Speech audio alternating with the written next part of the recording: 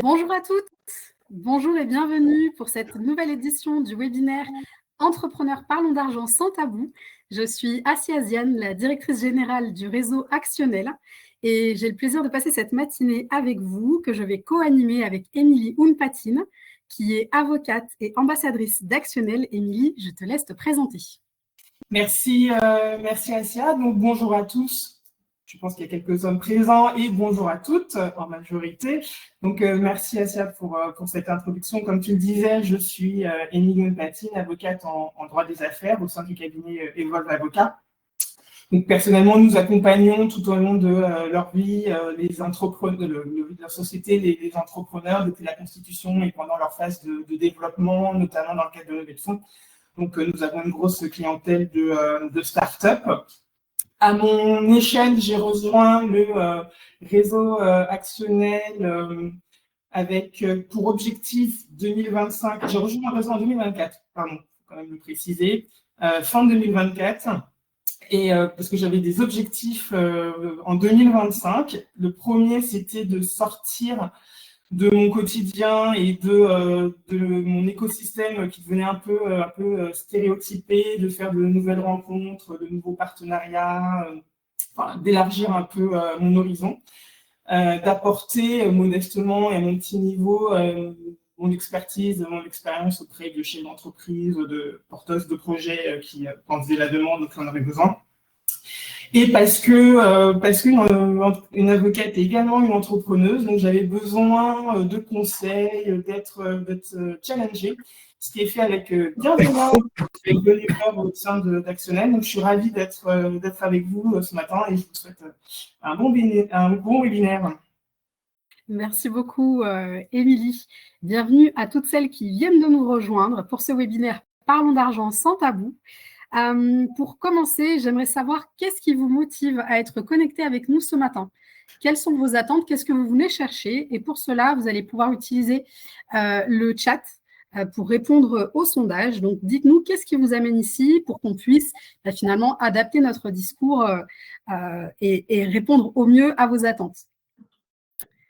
J'espère, mesdames, que vous avez pris de quoi noter parce que je vous garantis que pendant 2 heures, là, ça va être chaud, intense, riche.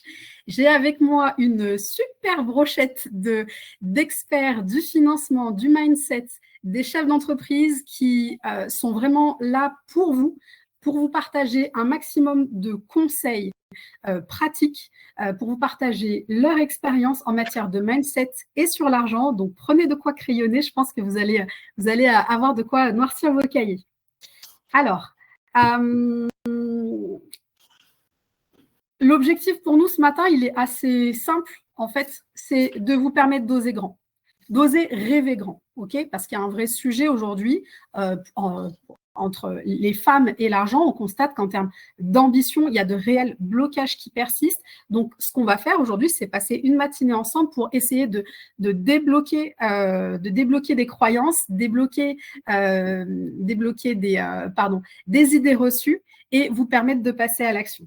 Alors, pour cela, je souhaite la bienvenue à nos experts du financement, David de la Fédération bancaire française. Merci David d'être avec nous. Bonjour Assia, merci à toutes de m'accueillir sur ce webinaire parce que c'est vraiment un plaisir. Donc, je suis David Verfailly, je suis chargé de mission à la Fédération bancaire française qui représente toutes les banques en France. Et on est partenaire d'Actionnel depuis plusieurs années et à titre personnel, moi, je suis très heureux d'accompagner chaque année le jury d'Actionnel qui est un événement important pour nous pour être encore plus auprès des femmes entrepreneurs. Merci David. On a également avec nous Valentin de BPI France. Bonjour Valentin. Bonjour Assia, bonjour à tous, ravi d'être parmi vous aujourd'hui. Moi je suis Valentin Lambert de la BPI, je travaille au sein de l'équipe financement de la création de la BPI. Alors vous nous connaissez peut-être pour les outils de prêt d'honneur que l'on porte, mais aussi en arrière nous on fait pas mal de choses pour l'écosystème entrepreneurial. On gère notamment le fonds de cohésion sociale qui contre-garantit et les outils chez France Active et de l'ADI. On porte aussi des outils de subvention et de financement en fonds propres. Et on accompagne les entrepreneurs dans la recherche de financement. Merci David. Merci, pardon, Valentin. Excuse-moi. On a également Franckline qui est avec nous. Franckline, tu représentes l'ADI. Oui, bonjour à tous. Merci Valentin, ça fait une bonne transition. Donc, je me présente, je suis Franckline Connor. Je suis chargée de projet au sein de l'ADI et je m'occupe du sujet des femmes, de la coordination des actions que l'ADI mène dans tous les territoires en France au sujet des femmes. Et aussi, j'ai une autre casquette, je m'occupe aussi de tout ce qui est développement des offres financières. Et voilà, je vous détaillerai plus lors de mon intervention. Super, merci Franckline. Et enfin, Farah d'Initiative France. Bonjour Farah. Bonjour Assia, bonjour à tous. Donc moi, je suis Farah Razanajatou, je suis responsable des fonds de prêt, des fonds de prêt d'honneur à la coordination régionale du réseau Initiative, donc la coordination Île-de-France. Mais l'idée de mon intervention de ce matin, c'est de vous parler de l'intervention d'Initiative sur l'ADN. Enfin, l'ADN d'Initiative, c'est l'accompagnement des entrepreneurs, créateurs, développeurs ou repreneurs d'entreprise. Je le dis au masculin, mais voilà, c'est sous forme de donc un accompagnement en amont. On a des outils de financement et l'accompagnement en aval à post-financement. Mais j'aurai l'occasion de développer toute notre panel, nos panels d'action le long de cette matinée. Tout à fait. Merci Farah. Également pour vous inspirer, pour vous montrer que c'est possible, pour montrer qu'on peut voir les choses différemment et avec un mindset puissant, on peut accéder finalement à nos rêves.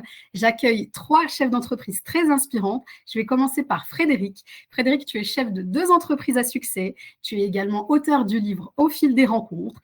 Et à tes heures perdues, je dirais, tu es présidente d'Actionnel pour notre plus grand plaisir depuis 6 ans déjà. Bonjour Frédéric. Bonjour, merci Assia pour cette présentation. Bonjour à tous et à toutes. Alors, inspirante, oui, j'espère que je vous donnerai en tout cas cette envie d'aller plus loin et surtout de voir plus grand. Et c'est vraiment un plaisir en tout cas d'être toujours présente à cet événement parce qu'on a besoin des femmes d'être poussées et d'y aller. Et je pense qu'on a vraiment un enjeu toutes à faire partie de l'économie de demain et c'est ce qu'on essaie de pousser chez Actionnel. Donc, en tout cas, très bon webinaire. Merci Frédéric. À toutes celles, je profite pour passer le petit message, à toutes celles qui me diraient un jour, je n'ai pas le temps de donner du bénévolat, je vous dirais, contactez Frédéric, elle a aussi, en plus de tout ce qu'elle sait faire, elle est capable aussi de nous donner 2-3 conseils sur la gestion du temps. Merci Frédéric. On a également avec nous Bertha. Bonjour Bertha, tu es fondatrice de DAF Expertise et Conseil et tu t'impliques également fortement auprès d'Actionnel en tant que responsable territoriale de la région Auvergne-Rhône-Alpes. Merci d'être avec nous et je sais que ton temps est très précieux ce matin, donc merci encore plus d'avoir pris le temps d'être avec nous ce matin. Bonjour Assia, bonjour tout le monde. Donc je me présente, donc Bertha Malafa, donc je suis une ancienne bancaire, donc 15 ans de banque. Et il y a un peu plus d'1 an et demi, j'ai créé la société DAF Expertise et Conseil. Donc concrètement, je suis une directrice financière externalisée. Donc j'aide les indépendants, les TPE et les PME à piloter, structurer et sécuriser leurs finances. Bon, on va pas se le cacher, souvent les finances, c'est vu comme le point de dur, la période la plus difficile qu'on doit gérer en tant qu'entrepreneur. Donc, moi, j'accompagne sur 3 sujets, la partie optimisation et gestion de la trésorerie. Le deuxième, c'est la maîtrise du budget. Et oui, malheureusement, il en faut. Donc, il faut bien faire un prévisionnel financier. Et le troisième volet, c'est sécuriser les finances. Donc, voilà. Donc, je suis ravie de partager mon expérience. Effectivement, je suis un peu la femme des chiffres. Mais au-delà des chiffres, c'est surtout que c'est important de… Bon, on va en parler après un peu plus longtemps, mais il faut savoir que c'est vraiment un vrai sujet qui nous porte très à cœur. Merci Bertha. Et enfin, nous avons également avec nous Johanna. Johanna, tu as fondé Ileria et c'est d'ailleurs ce projet qui t'a permis de devenir finaliste du Challenge Ambitionnel. Je fais une petite parenthèse pour vous expliquer ce qu'est le Challenge Ambitionnel. C'est un concours qui est organisé chaque année par Actionnel et qui récompense l'audace des entrepreneurs dans leurs premières années. Merci Johanna d'être avec nous ce matin. Merci à vous, c'est avec plaisir que je participe à ce webinaire sur le financement et je partagerai du coup tout à l'heure un peu plus de détails sur comment j'ai réussi à financer Hilaria parce que c'est une marque de cosmétiques de soins qui fait appel au savoir-faire de l'artisanat d'art parce qu'on travaille avec des artisans du patrimoine vivant. Et donc, il a fallu réunir des financements pour pouvoir créer ces produits comme ce que j'avais en tête. Et ça a été pas compliqué, mais il y a différents tips que je pourrais partager tout à l'heure. Super, on a hâte. Merci Johanna. Et on va terminer en beauté, on va terminer sur un sujet, je pense, qui va tout vous intéresser.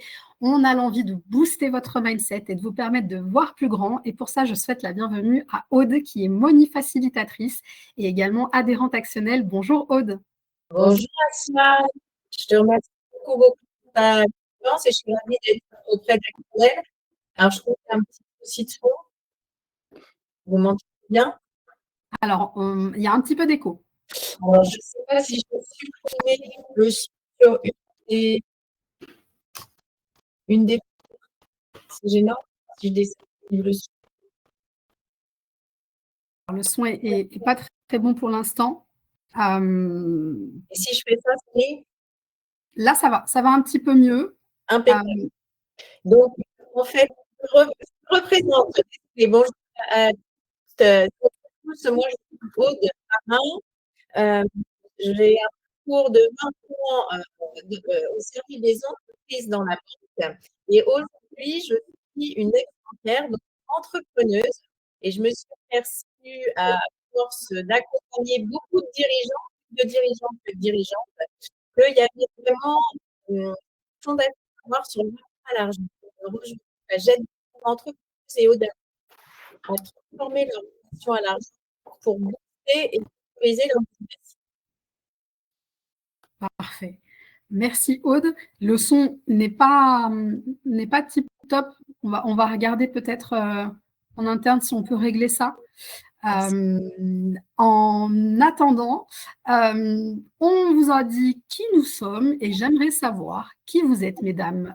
Est-ce que vous pourriez nous dire sur le chat, à travers le sondage, et si vous êtes porteuse de projet ou chef d'entreprise, vos claviers, mesdames, s'il vous plaît.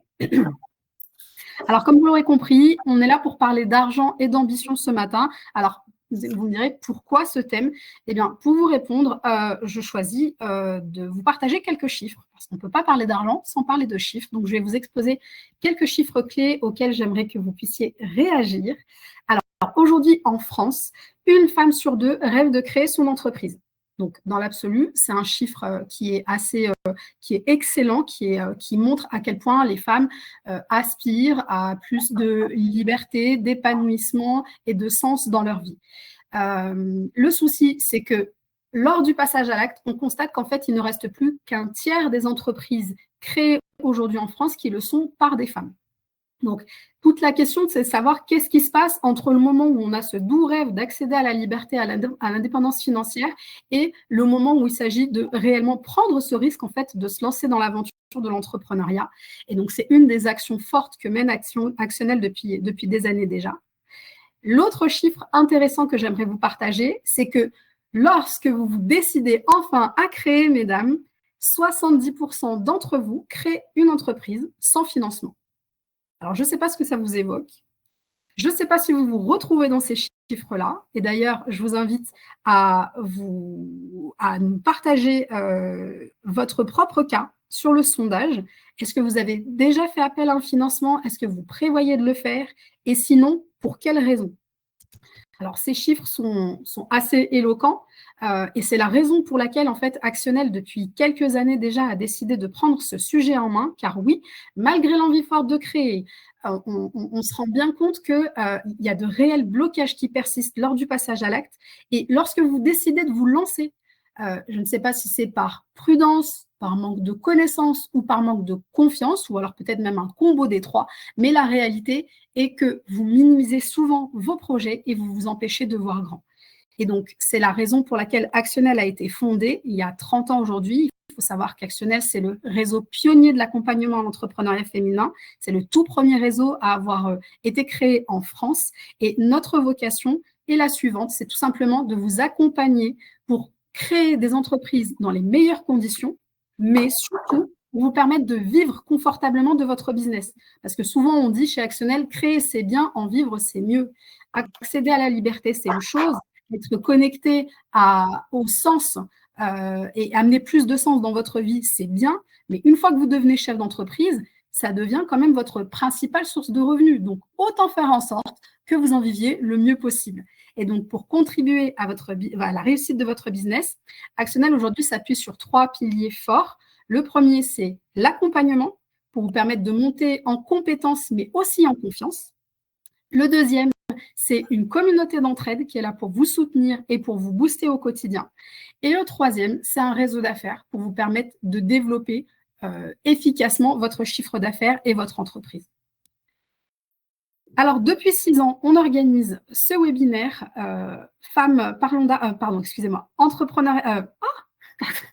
Entrepreneurs parlons d'argent sans tabou. Et l'objectif ce matin, c'est en premier lieu de casser les idées reçues, parce qu'il en existe beaucoup sur l'argent et sur l'accès au financement, et notamment quand on est une femme. Le deuxième objectif, c'est de vous inspirer, mesdames, en vous montrant que c'est possible de faire les choses différemment et de voir les choses différemment.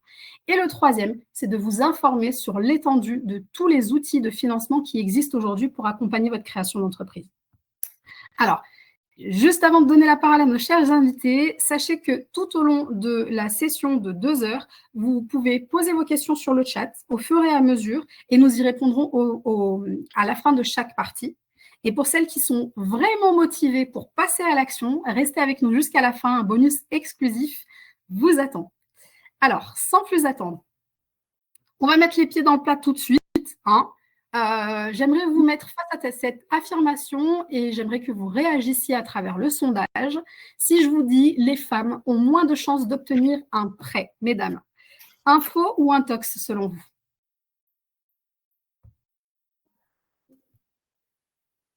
Alors, pour répondre à cette question de manière objective et concrète, j'ai avec moi David Verfailly de la Fédération bancaire française. David, est-ce que tu pourrais rappeler rapidement le rôle de la Fédération bancaire française, s'il te plaît?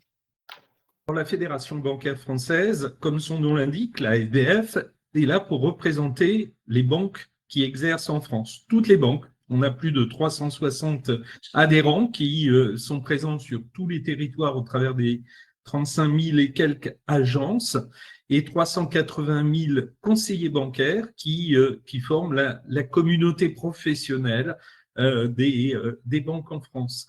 Les banques en France, c'est plus de 1 000 milliards d'euros de crédit aux entreprises.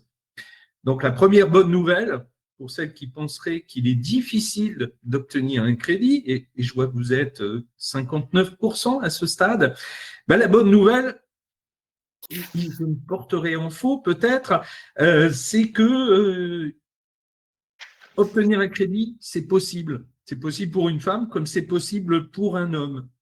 Comme tu l'as dit, Assia, ce qui est important, c'est d'oser. Vous pouvez oser, mesdames, il faut même oser. Et j'aurais tendance à dire, c'est ce qui fait votre force. Donc, il faut oser vous lancer, mener à bien votre projet, le réaliser, voir loin, voir haut. C'est ça qui est important. Il faut faire de votre banquier également votre meilleur partenaire. C'est important. J'ai avec moi 2 anciennes banquières, je pense qu'elles ne me contrediront pas. Le banquier, il doit être votre partenaire au jour le jour. Et il doit être convaincu de votre projet. Donc, pour ça, il faut vraiment lui donner tous les éléments pour être votre partenaire, être votre allié. Et puis, vous dotez des moyens financiers adaptés. Je vois dans le chat que certaines d'entre vous n'ont pas demandé de financement au départ et qu'elles le regrettent amèrement aujourd'hui. C'est vrai que c'est souvent le cas. Et c'est pour ça que la création d'entreprise, ça se prépare. C'est pas un parcours dans l'inconnu. On peut le baliser, on peut être accompagné et c'est ce qui est assez fondamental. Je reviendrai rapidement sur le métier d'une banque. Le métier d'une banque, c'est d'abord d'accompagner ses clients entrepreneurs, les TPE, PME, à tous les stades de développement, que ce soit au niveau des créateurs d'entreprises et des créatrices d'entreprises, évidemment, comme au niveau des PME qui sont déjà développées. Frédéric en est un exemple très inspirant. en la matière, on l'a dit. Et la banque, elle va être présente dans une relation au quotidien, par les services de paiement, d'encaissement, de gestion de compte qu'elle va vous procurer, mais aussi par le financement, au travers de différentes solutions de crédit plus ou moins développées. Ça peut être du crédit court terme pour la trésorerie, ça peut être des crédits d'investissement à plus ou moins long terme, ça peut être des solutions de financement autres, je pense notamment au crédit bail ou au leasing, tout dépend des objets à financer. Mais en tout cas, la banque va être présente et votre conseiller, votre conseillère va être présent dans tous ces aspects. Je le disais, le financement, c'est l'activité numéro 1 des banques, en tout cas des banques en France. Pour illustrer le propos que obtenir un crédit, c'est possible, je reprendrai l'enquête qui est faite chaque trimestre par la Banque de France auprès des chefs d'entreprise qui disent tout simplement que leurs crédits d'investissement sont acceptés dans 9 cas sur 10. Donc 9 chefs d'entreprise sur 10, et on parle bien des PME, et il y a plus de 3000 chefs d'entreprise qui sont interrogés chaque trimestre. 9 chefs d'entreprise sur 10 disent « ma demande de crédit, elle est acceptée, elle a été acceptée par la banque ». Donc, ne vous mettez pas de frein, ne vous bloquez pas, ne vous mettez pas d'incertitude.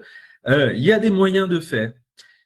Le but de la banque, en face de ses clientes entrepreneurs, comme les entrepreneurs tout court, c'est d'avoir une organisation adaptée.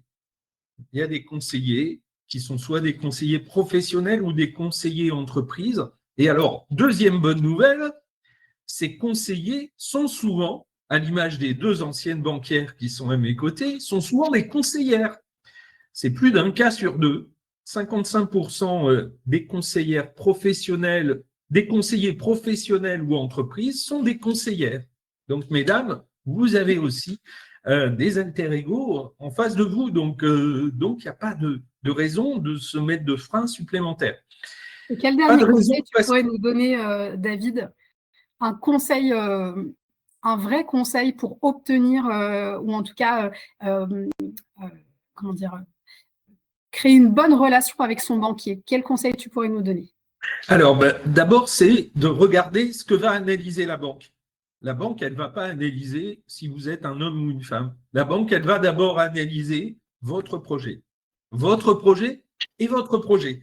Pour ça, vous allez lui instaurer une relation de confiance avec elle en étant tout à fait transparente par le business plan. Le business plan, c'est d'une part le CV de votre entreprise, ce que vous prévoyez de faire comme activité, comment vous allez vendre vos produits, et puis l'aspect plan de financement, prévisionnel de trésorerie, qui vont simplement dire comment votre activité va générer de l'argent et comment cet argent va permettre de rembourser le financement, le ou les financements que vous avez demandé. Donc, cette relation de confiance, elle doit s'instaurer par un dialogue le plus constant possible, le plus régulier possible, par une transparence. Il ne faut vraiment pas hésiter à donner à votre banquier et votre banquière les chiffres qui illustrent au mieux votre activité, notamment dans l'aspect prévisionnel. Et puis l'anticipation. Parce que le banquier, comme quiconque, déteste, ou la banquière, déteste être mis au pied du mur. Ce qu'elle va aimer, c'est d'avoir une idée. Quand vous avez une opportunité, et là c'est très positif, vous avez de nouveaux clients qui rentrent, etc. Vous allez peut-être avoir de nouveaux besoins de financement parce que vous allez avoir besoin d'acheter du matériel, de faire rentrer des stocks de produits supplémentaires, etc. Ou s'il s'agit de difficultés, eh bien, trouver des solutions le plus en amont possible. Et finalement, plus vite votre banquier va être prévenu de ces difficultés, plus il aura en face de lui des solutions possibles qu'il pourra vous proposer. C'est vraiment tout à fait important. Donc, votre business plan, il est vraiment fondamental. Et c'est un outil d'abord pour vous.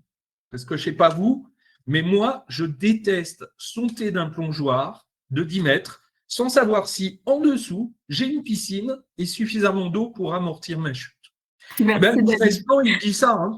Votre David. saut dans la création d'entreprise, ça ne doit pas être un saut dans l'inconnu. Ça doit être simplement une série d'équations qui sont le plus encadrées possible. Et ça va être le but de votre business plan. Le business plan, il n'est pas cadré, et au centime près, on sait qu'il va se réaliser. Bien sûr, vous allez avoir des écarts, mais c'est votre carte et votre cap. Donc, vraiment, ce premier conseil, c'est dialogue, transparence, anticipation. Deuxième Merci, conseil, David. un outil pratique que je voudrais vous donner, c'est les clés de la banque.com. C'est un site que la Fédération bancaire française met à disposition gratuitement de tous les entrepreneurs, sur lequel on a plus de 25 guides qui expliquent les différentes solutions de financement qui existent, des pages d'information. Un guide sur entreprendre au féminin, on vient juste de l'actualiser. Merci David. D'ailleurs, ce sont des documents que vous allez retrouver, mesdames, à la fin de ce webinaire. On vous a préparé un kit avec des documents utiles fournis par tous nos partenaires et vous retrouvez justement les guides et les documents dont parle David. Merci David. Je vais donner la parole à Bertha Malafa. Bertha, je le rappelle, tu es fondatrice de DAF Expertise et Conseil et tu es responsable territoriale pour Actionnel Aura. Alors, Bertha, tu peux nous dire c'est quoi un DAF externalisé déjà pour commencer? Alors, en fait, un DAF externalisé, c'est un directeur financier. Tout simplement, aujourd'hui, vous avez deux types d'entreprises. Vous avez les indépendants, les TPE, qui n'ont pas forcément les moyens d'embaucher un directeur financier. Donc, un directeur financier, c'est celui qui fait parler les chiffres. Alors, j'ai beau être une femme de chiffres, mais on est bien d'accord que les chiffres ne peuvent parler qu'avec le côté opérationnel, hein. Les chiffres ne sont qu'une traduction de votre business, je le dis toujours. Et ensuite, vous avez des PME qui sont un peu plus structurées et qui ont des directeurs financiers. Donc, moi, j'ai fait le choix d'accompagner des dirigeants qui n'ont pas les moyens d'embaucher un directeur financier à temps plein ou qui n'ont pas le besoin d'avoir un directeur financier à temps plein. Et surtout, ce que j'ai constaté j'ai fait 15 ans de banque, donc je ne peux que rejoindre le discours que j'ai entendu juste avant. Mais ce qui est important, c'est que je me suis rendu compte qu'on est soit face à un public qui veut tout faire tout seul, donc ça, c'est souvent les freelances, et soit on a des dirigeants qui sont dépendants des experts comptables, sauf que les experts comptables, leur rôle n'est pas de vous gérer vos finances au quotidien. Je le répète une deuxième fois, l'expert comptable n'est pas là pour gérer vos finances au quotidien. Et quand on parle de finances au quotidien, c'est le nerf de la guerre, c'est la trésorerie. Et quand on parle de la trésorerie, c'est comment faire en sorte que vous ne soyez pas en difficulté tous les mois sur ces sujets-là. Et bien évidemment, je prône à fond le business plan, le prévisionnel financier, mais ça permet aussi d'avoir une boussole pour vous aider à avancer. Donc moi, en fait, le poste de directeur financier, il faut le voir comme quelqu'un qui vous permet d'avoir une vision 360 sur votre trésorerie, sur est-ce que la boîte est rentable et qu'est-ce qu'il faut faire pour qu'elle soit rentable. Et le dernier levier, c'est le financement, parce que ça va ensemble, bien évidemment. J'espère que j'ai été claire. S'il y a des questions, ce sera avec grand plaisir pour y répondre. Merci Bertha. Est-ce que tu peux nous dire pourquoi c'est si important de penser à sa rémunération dès le départ et de se rémunérer à sa juste valeur, de l'envisager dès sa création? Alors, mesdames, souvent, je ne vais pas faire cliché parce que tout le monde vient de profils complètement différents, mais souvent, une femme, quand on crée nos entreprises, on crée soit parce qu'on en a eu marre du monde salarié, soit on quitte pour des problématiques de burn-out, soit on le quitte parce qu'on est en congé parental ou de maternité et qu'on se dit, est-ce que finalement, ce n'est pas le moment de changer de vie? Donc, en fait, souvent, quand on crée son entreprise, on part pour des notions de cœur, souvent. Et quand on part avec le cœur, c'est vrai que de voir les chiffres à côté, on se dit, non, attends, je ne vais pas me prendre la tête. Moi, au départ, j'ai envie de quitter mon entreprise. Sauf que les deux sujets ne sont pas forcément dissociables. Ce n'est pas parce qu'on part pour des métiers de passion qu'on n'a pas le droit de se rémunérer à sa juste valeur. Donc, pourquoi c'est essentiel pour moi? La première chose, c'est pour des besoins fondamentaux, hein, se loger, se nourrir, s'occuper de sa famille, payer ses assurances, donc payer ses charges fixes. Et quand on dit se payer à sa juste valeur, c'est pas forcément se payer cher, c'est juste se payer de sorte de pas, je sais, j'aime bien utiliser cette expression, c'est pour pas manger des pâtes à l'eau tous les jours, d'accord? Donc c'est volontaire que je dis ça, mais c'est juste de dire qu'on a droit aussi d'être rémunéré pour vivre de notre passion. La deuxième chose, je vous l'ai dit, souvent on part sur des problématiques de passion, mais en fait, au bout d'un moment, il ne faut pas que la passion devienne votre pire ennemi. En fait, souvent, quand on ne se rémunère pas à sa juste valeur, qu'est-ce qui se passe? Ben, finalement, vous commencez à avancer dans le temps et en fait, vous vous rendez compte que finalement, votre passion, elle devient trop écrasante. Et en fait, vous finissez par vous dire, est-ce que j'ai bien fait finalement de me lancer dans l'entrepreneuriat? Donc, il ne faut pas se tromper, le rapport à l'argent quand on passe de salarié à entrepreneur est complètement différent, mais se rémunérer à sa juste valeur, c'est aussi rétribuer le travail que vous faites. Donc, pour moi, c'est important. Et le troisième volet, c'est aussi de se dire que quand on arrive à se rémunérer, ça fait du bien au moral. Il ne faut pas se mentir, ça fait du bien au moral. On a l'impression que l'entreprise avance, qu'elle avance par étapes et qu'en fait, ça nous permet aussi d'investir en nous-mêmes, parce que moi, je crois à investir sur soi, investir sur des formations gratuites, personnelles, mais ça passe aussi sur le fait qu'on arrive à se rémunérer. De toute façon, la rémunération doit être comptabilisée dans les prévisionnels et dans son approche au quotidien comme une donnée aussi importante que ses frais de téléphonie, comme ses assurances. Ça doit faire partie de vos charges fixes, en tout cas.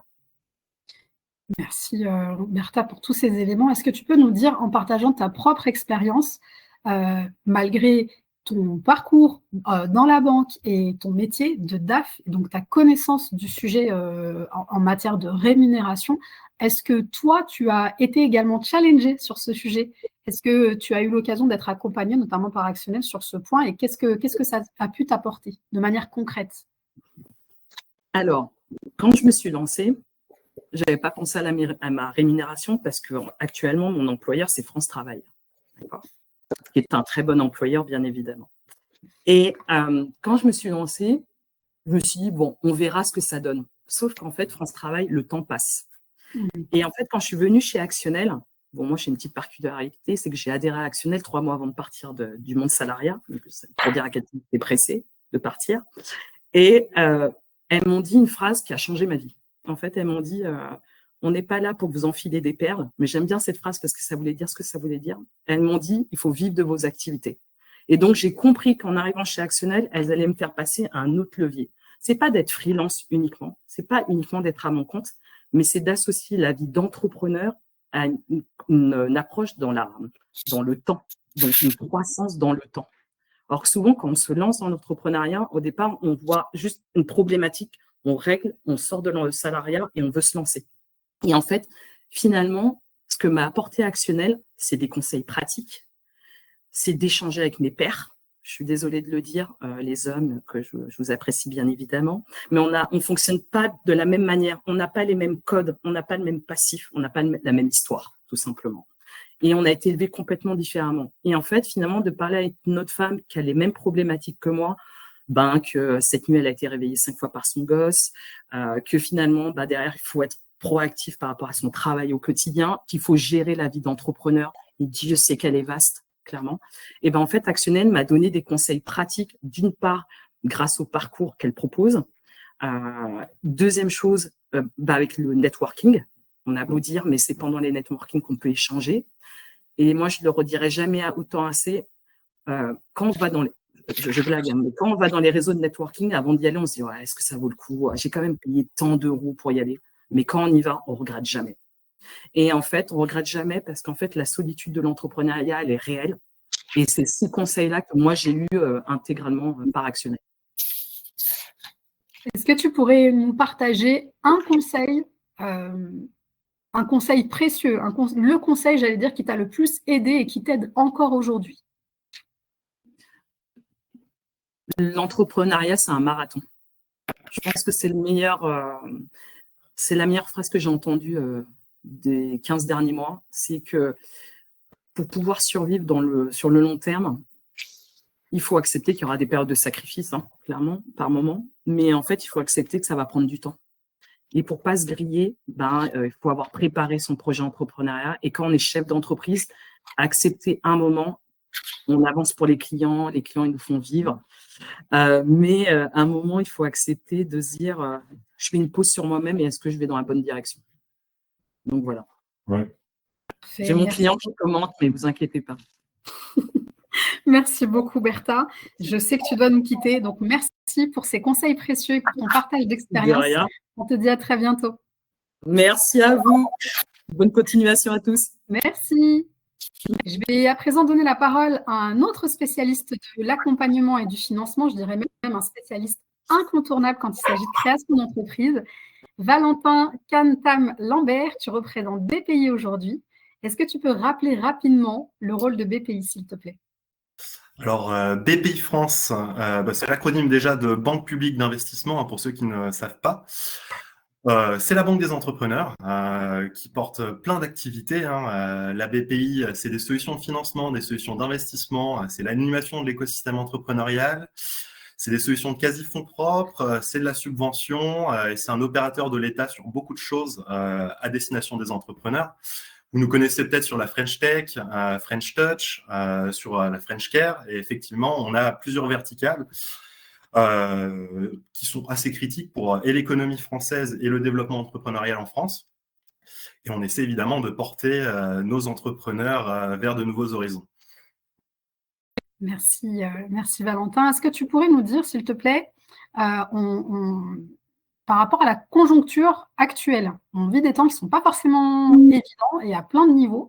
Est-ce que ça a un impact aujourd'hui sur l'obtention des prêts? Alors c'est vrai qu'on entend parfois en ce moment que ça se casse la gueule au niveau du financement bancaire, mais il n'y a pas vraiment de parallèle entre le marché de l'immobilier pour les particuliers et le marché professionnel, par exemple. Nous, ce qu'on a constaté, c'est que dans les chiffres, les TPE et PME françaises ont été vraiment très résilientes face aux multiples crises qu'on a connues ces dernières années. Qu'entre les guerres commerciales, la pandémie, en fait, elles continuent toujours malgré tout à bénéficier d'un financement qui est bien assuré par les institutionnels et aussi des financements alternatifs qui se développent de plus en plus. Alors, pour vous partager quelques chiffres, hein, nous, ce qu'on avait constaté et ce qu'a constaté la Banque de France, c'est que pour l'activité de financement des TPE-PME, depuis 2022, il y a une hausse qui est quasiment constante tous les mois. C'est vrai qu'il y avait une grosse chute après 2021, mais depuis, on a dépassé les records qu'on avait établis en 2021 et effectivement, les encours sont de plus en plus importants pour les TPE, PME et les créateurs d'entreprises. Et en plus de ça, vous l'avez certainement vu, les taux baissent quand même beaucoup, puisqu'effectivement, là, en décembre 2024, on était à 4,14 de taux moyen d'emprunt pour les TPE, PME, contre 5,18 en décembre 2023. Et si on suit un peu les projections pour cette année, là, d'ici la fin du premier semestre, on devrait descendre à un taux d'emprunt en deçà des 4% pour les TPE, PME et les créateurs d'entreprises. Donc voilà, ça c'est le contexte un peu bancaire. Mais au-delà de ça, il y a aussi les financements alternatifs qui sont beaucoup développés. On l'a constaté notamment sur le financement participatif et aussi sur le financement via quasi-fonds propres. Alors, mes collègues des réseaux de financement élaboreront ensuite. Mais c'est vrai que pour vous donner quelques chiffres de la BPI, nous, par exemple, en 2021, on faisait 8000 prêts d'honneur et en 2024, on en a fait 22 000. C'est vous dire qu'il y a vraiment un vrai développement de ces outils de financement-là. Et pour le crowdfunding, effectivement, on a vu une croissance qui, en 4 ans, était quasiment de 50% des financements. Alors, tout n'est pas rose non plus, on ne va pas se mentir. C'est vrai que sur certains outils de financement, typiquement au niveau bancaire, les lignes de crédit trésorerie, il y a une baisse très importante. On ne va pas se mentir. Ces dernières années, les banques sont de moins en moins enclines à financer du BFR ou de l'exploitation. Les encours, on a quasiment 30 milliards de moins en crédit trésorerie qui ont été débloqués en 2024 par rapport à 2022. Et c'est vrai que ça impacte les entrepreneurs parce que ce BFR et cette trésorerie-là, il faut aller la financer d'une autre façon. Alors, il faut encore, c'est là que les réseaux de financement pourront aussi développer un peu sur les solutions qu'ils portent. Et puis au-delà de ça, vous le savez, 2024 a été une année qui a aussi marqué beaucoup de défaillances d'entreprises. On est arrivé à 66 000 entreprises qui ont fait défaut sur 2024. Et c'est vrai que pour les financeurs, ça veut dire une politique de risque qui va être révisée. Et certains secteurs dont on va un peu s'éloigner au niveau du financement. Pour ne pas les citer, c'est vrai que le secteur immobilier qui a multiplié son taux de défaut par 3, les activités de prêt-à-porter, les activités informatiques, c'est des secteurs qui aujourd'hui sont plus précaires et évidemment plus difficiles à faire financer. Et évidemment, quand tu dis plus difficile, j'entends pas impossible. Et est-ce que même dans ces secteurs d'activité, est-ce que tu dirais que le fait d'être accompagné peut faire une différence? Tout à fait, oui. Évidemment, l'accompagnement est clé pour les entrepreneurs, mais aussi pour les financeurs. Je ne vais pas vous assommer avec plus de chiffres parce que je sais que j'en ai déjà partagé beaucoup, mais un entrepreneur qui est accompagné, il a 2,2 fois plus de chances d'avoir une entreprise pérenne à 3 ans. Il a 50% de chances de plus d'accéder au financement institutionnel. Et en plus de ça, quand il y a un financement en quasi-fonds propres, je parle du prêt d'honneur, pour 1 euro de prêt d'honneur accordé, en moyenne, les entrepreneurs obtiennent 9,5 euros de financement bancaire complémentaire chez Initiative. Et par exemple, pour le réseau Entreprendre, c'est 13 euros de financement complémentaire. C'est dire qu'il y a un vrai effet levier de l'accompagnement et des réseaux de financement pour aller chercher des capitaux. Alors justement, qu'est-ce qui existe aujourd'hui comme outil chez BPI pour financer les projets? Je crois l'avoir vu dans le chat. À quel moment en fait les activer? Quel est le moment opportun pour aller chercher le financement? Alors, je ne sais pas si je peux vous partager mon écran, si vous voulez, parce que j'ai un petit outil. Valentin, je me permets de couper. Oui. Si c'est le document que tu m'as envoyé, je peux l'envoyer dans le chat. Ah bah oui, bah super. Alors effectivement, je veux bien que tu l'envoies, Lise. C'est une petite fresque des outils de financement et du moment où vous pouvez les solliciter. Mais finalement, il y a plein de choses. Si vous regardez côté des organismes publics, de la BPI notamment, bah, il y a des prêts d'honneur, vous avez des primes, des aides, des subventions, vous avez des outils de garantie institutionnelle, vous avez du microcrédit. Côté banque, alors David l'a très bien dit, mais il y a des outils de crédit court terme, des outils de crédit moyen terme, long terme, vous avez du crédit bail. Côté investisseur, bah, vous avez la Love Money pour votre famille qui vous aide à démarrer. L'apport des associés, donc vous et vos associés, si vous vous lancez à plusieurs, est un bon levier de financement. Vous avez les business angels, les family office pour l'investissement. Vous avez les fonds d'invest qui peuvent intervenir un peu plus tard quand vous êtes en train de scaler. Et évidemment, au niveau financement participatif, vous avez aussi plein de choses qui se sont développées. Aujourd'hui, on parle pas juste du crowdfunding, on parle de crowdlending pour les prêts participatifs, on parle de crowd equity pour l'investissement participatif. Et tous ces outils-là sont des leviers que vous pouvez solliciter pour faire financer votre entreprise. Alors, merci Valentin. Si tu avais un seul conseil à nous partager aujourd'hui. Alors, mon conseil de base, c'était assez similaire à celui de David. Préparez bien vos demandes de financement, anticipez, présentez des dossiers cohérents et réalistes. Mais le meilleur conseil que je peux vous donner, entrepreneur, c'est vraiment faites-vous accompagner. On a la chance en France d'avoir un écosystème qui est extraordinaire, qui peut vraiment vous épauler du moment de l'idéation de votre entreprise jusqu'à, alors on ne le souhaite pas, mais la liquidation. Et quel que soit votre profil, quelle que soit la typologie de votre projet, vous avez quelqu'un qui peut vous aider et qui peut vous orienter dans cet écosystème. Parfait. Merci beaucoup, Valentin. Alors, plaisir. maintenant, je vais donner la parole à Frédéric Montrésor. Donc, Frédéric, je t'ai présenté en introduction. Tu es chef de 2 entreprises. Tu as écrit un livre et tu es président d'Actionnel. Aujourd'hui, ce qui nous intéresse, c'est ton parcours d'entrepreneur. Est-ce que tu peux nous dire dans les grandes lignes d'où tu viens? T'es sûr? Parce que là, il va falloir avoir un peu de temps. Non, je rigole. En fait, oui. Alors, oui, je suis entrepreneur, moi, depuis, je crois, depuis très longtemps, parce que j'ai été très peu salarié. Je crois que j'ai été que 3 ans salarié pour vous dire à quel point j'avais hâte d'être entrepreneur, à peine sortie de l'école. Donc, moi, vraiment, l'idée a été, j'ai toujours aimé le côté art et le côté tech. Et donc, la seule façon d'aller les deux était d'aller dans l'entrepreneuriat, puisque soit j'étais destinée à ne faire que du design, et après, j'étais soit dans des SS2I à faire que de l'informatique et la tech. Et donc, je voulais concilier les deux. Donc j'ai créé mon entreprise. Et il y a en effet, il y a 3 ans, je me suis encore, parce que j'étais déjà dans tout ce qui était développement d'applications, et il y a 3 ans, j'ai eu une idée folle de me dire, j'ai envie d'aller encore plus loin, j'ai envie d'utiliser l'IA et la réalité augmentée. Donc, je suis partie en mode start-up. J'ai été donc à Station F, j'ai été accompagnée par beaucoup de réseaux. Donc, j'ai eu un prêt justement au réseau Entreprendre. J'ai eu la Deep Tech par la BPI.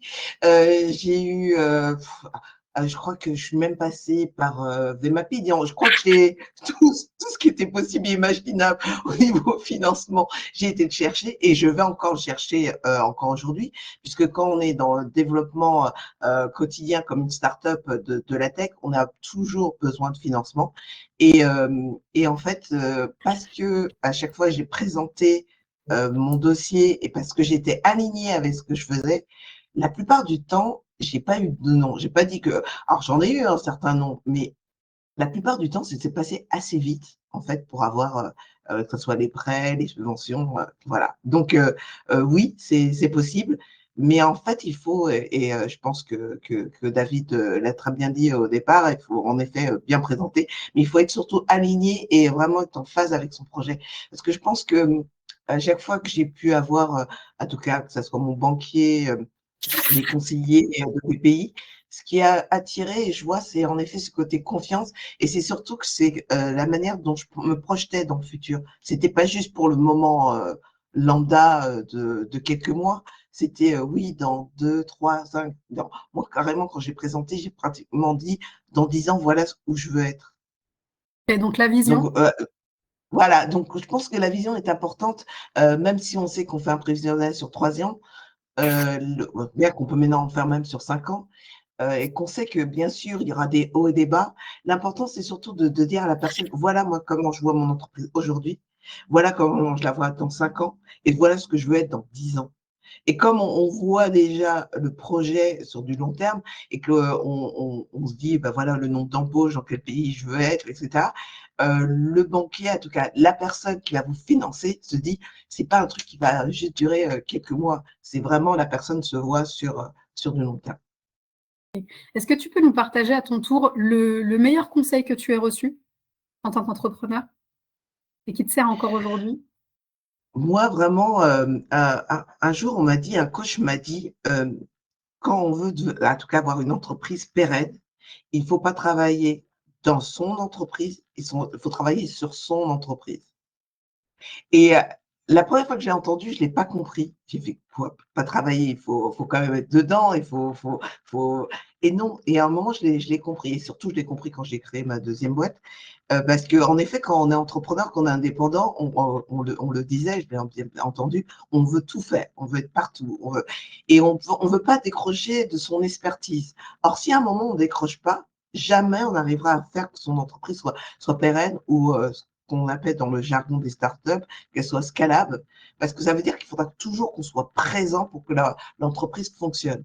Or, si à un moment on veut que son entreprise devienne une grande entreprise, qu'elle puisse se déployer dans différents pays, moi c'est ma vision, il faut plus qu'on soit dans son entreprise. Il faut être juste qu'on ait la stratégie et qu'on travaille sur l'entreprise avec justement l'organigramme, comment on va vraiment avoir ce côté beaucoup plus business. Et même si au départ on avait cette expertise, il faut la déléguer, vraiment transmettre et avoir ce côté où on a juste une vision et comme ça on peut se détacher vraiment de l'opérationnel. Piloter son Et entreprise voilà, et exactement. ne pas subir, ne pas être broyé par la machine. Et voilà, exactement. Et là, ce qui est super, c'est qu'on peut être présent ou pas présente. On peut partir, voilà, à l'autre bout du monde. Son entreprise travaille pour nous, parce que pour moi, le plus important, c'est que l'entreprise travaille pas pour nous, pas inversement. Okay. Voilà. Pour moi, c'est le meilleur des conseils. Et quand j'ai compris ça, là, je mets tout en place pour que ça soit ça. Voilà. Parfait, merci beaucoup Frédéric. Je vais donner la parole à Émilie qui a sélectionné pour vous 3 questions. Émilie, je te laisse la parole. Oui, merci Asia. Donc effectivement, j'ai noté une question, remarque de la part de Carla.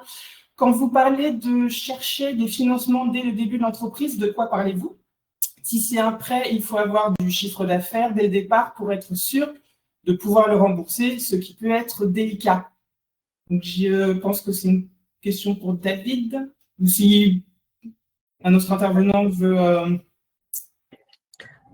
Merci beaucoup. C'est vrai que si on a un besoin de financement, la première des questions qui va se poser, c'est comment on va aussi pouvoir le rembourser. C'est quel usage va en être fait pour l'activité et comment il va pouvoir être remboursé.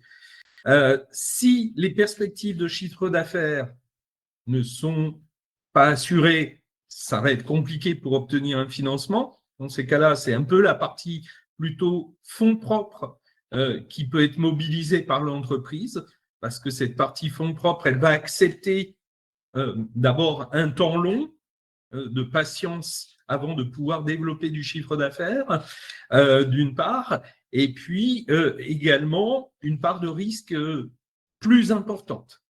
La part de crédit, la partie crédit va être là pour vous accompagner dans la perspective d'un chiffre d'affaires qui sera à venir, qui permettra de le rembourser. C'est aussi dans le dialogue avec votre banquier, et quand je parlais de pouvoir encadrer les équations, c'est exactement ça. Il y a l'équation de quel montant j'ai besoin en termes de financement, et puis il y a la question de l'équation du temps de réalisation de mon chiffre d'affaires. Dans quel délai ce chiffre d'affaires va se réaliser? Est-ce que c'est à perspective de 6 mois à compter de ma création d'entreprise? Est-ce que c'est à perspective de 2 mois? Ou est-ce que c'est à perspective de 2-3 ans parce que j'ai besoin d'aller chercher des clients qui vont mettre du temps à se décider, ou j'ai besoin de développer une nouvelle technologie et donc de la R&D avant que mes produits ne puissent être mis sur le marché. Tout ça, ça fait partie des points qui vont être à discuter avec votre banquier pour pouvoir faire du crédit, mais aussi avec tous vos partenaires financiers, parce que finalement, les questions vont être assez identiques. Chacun va le regarder avec son prisme un peu différent. Merci, merci David. Autre question de Diana, il me semble, j'espère ne pas me tromper. Est-ce possible d'obtenir des financements privés ou subventions sans prêt bancaire en amont et avec un faible apport personnel? Qui se lance? Valentin? Désolé, j'étais en train de répondre aux questions. Est-ce que vous pouvez répéter Non. Alors, c'est pas une question piège, hein. En tout cas, je ne l'aperçois pas comme ça. Est-ce possible d'obtenir des financements privés ou subventions sans prêt bancaire en amont et avec un faible apport personnel? Alors, ça l'est, effectivement. Il y a des outils de subvention que l'on peut mobiliser sans avoir forcément beaucoup de fonds propres. Après, effectivement, aujourd'hui, on est quand même dans un contexte économique qui n'est pas forcément très précaire, où, vous le savez, mobiliser de la subvention, c'est un peu plus difficile. Et puis, pour beaucoup d'entre elles, que ce soit de la subvention d'investissement ou d'exploitation, on a de plus en plus dans les conventions des conditions de fonds propres. C'est-à-dire que pour 1 euro de subvention, en règle générale, il faut déjà avoir 1 euro de capitaux propres sur les comptes de la société. Après, effectivement, pour gonfler ces capitaux-là, il y a plein d'outils qui existent. On a parlé du prêt d'honneur. J'avais vu dans le chat une question sur qu'est-ce que c'est que le prêt d'honneur. Alors, on va le développer. Valentin, on va développer ce point-là après, notamment avec France Initiative. Mais c'est un levier, effectivement, pour aller mobiliser du financement. Ouais. Oui, pour prolonger ta réponse, effectivement, suivant le développement de la société, même pris au tout départ et sans apport, vous n'êtes pas sans ressources, si je puis utiliser ce terme, et il y aura toujours un moyen d'aller trouver un financement auprès de différents acteurs qui sont là justement pour intervenir à tous les niveaux. Et j'ai une dernière question. Quel niveau de salaire acceptable peut-on intégrer dans son prévisionnel? On m'a dit qu'il faut éviter de l'indiquer car ça peut rebuter les banques. Alors, Bertha n'est plus avec nous, mais David, rapidement sur ce point-là. Alors, difficile de donner un niveau de salaire en valeur absolue ou en valeur relative, hein. Et évidemment, le banquier appréciera toujours de toute façon de savoir si vous-même, de quelle façon vous-même vous comptez dégager des revenus. Ça vient aussi en appui de l'analyse, hein, dans le business plan. Si vous lui dites que vous comptez vous verser en salaire la quasi-totalité du résultat, c'est vrai que ça va être compliqué de son point de vue. Donc, c'est vraiment quelque chose qui est à regarder de près, d'abord pour vous. Et c'est là où je reviens sur mon credo, hein, le business plan, il est d'abord pour vous. votre plan de financement, il est d'abord pour vous de savoir comment votre entreprise va dégager du résultat, va dégager du chiffre d'affaires, pour savoir d'une part comment vous allez rembourser vos financements et d'autre part comment vous allez vous verser des revenus. Si vous n'avez pas résolu cette question, il faut vraiment se faire accompagner pour pouvoir résoudre cette question, savoir comment je vais pouvoir continuer à investir. Et j'adore le témoignage de Frédéric, parce que c'est vraiment ça la question, c'est se regarder à perspective de 6 mois, se regarder à perspective de 3 ans, mais se regarder aussi dans 10 ans.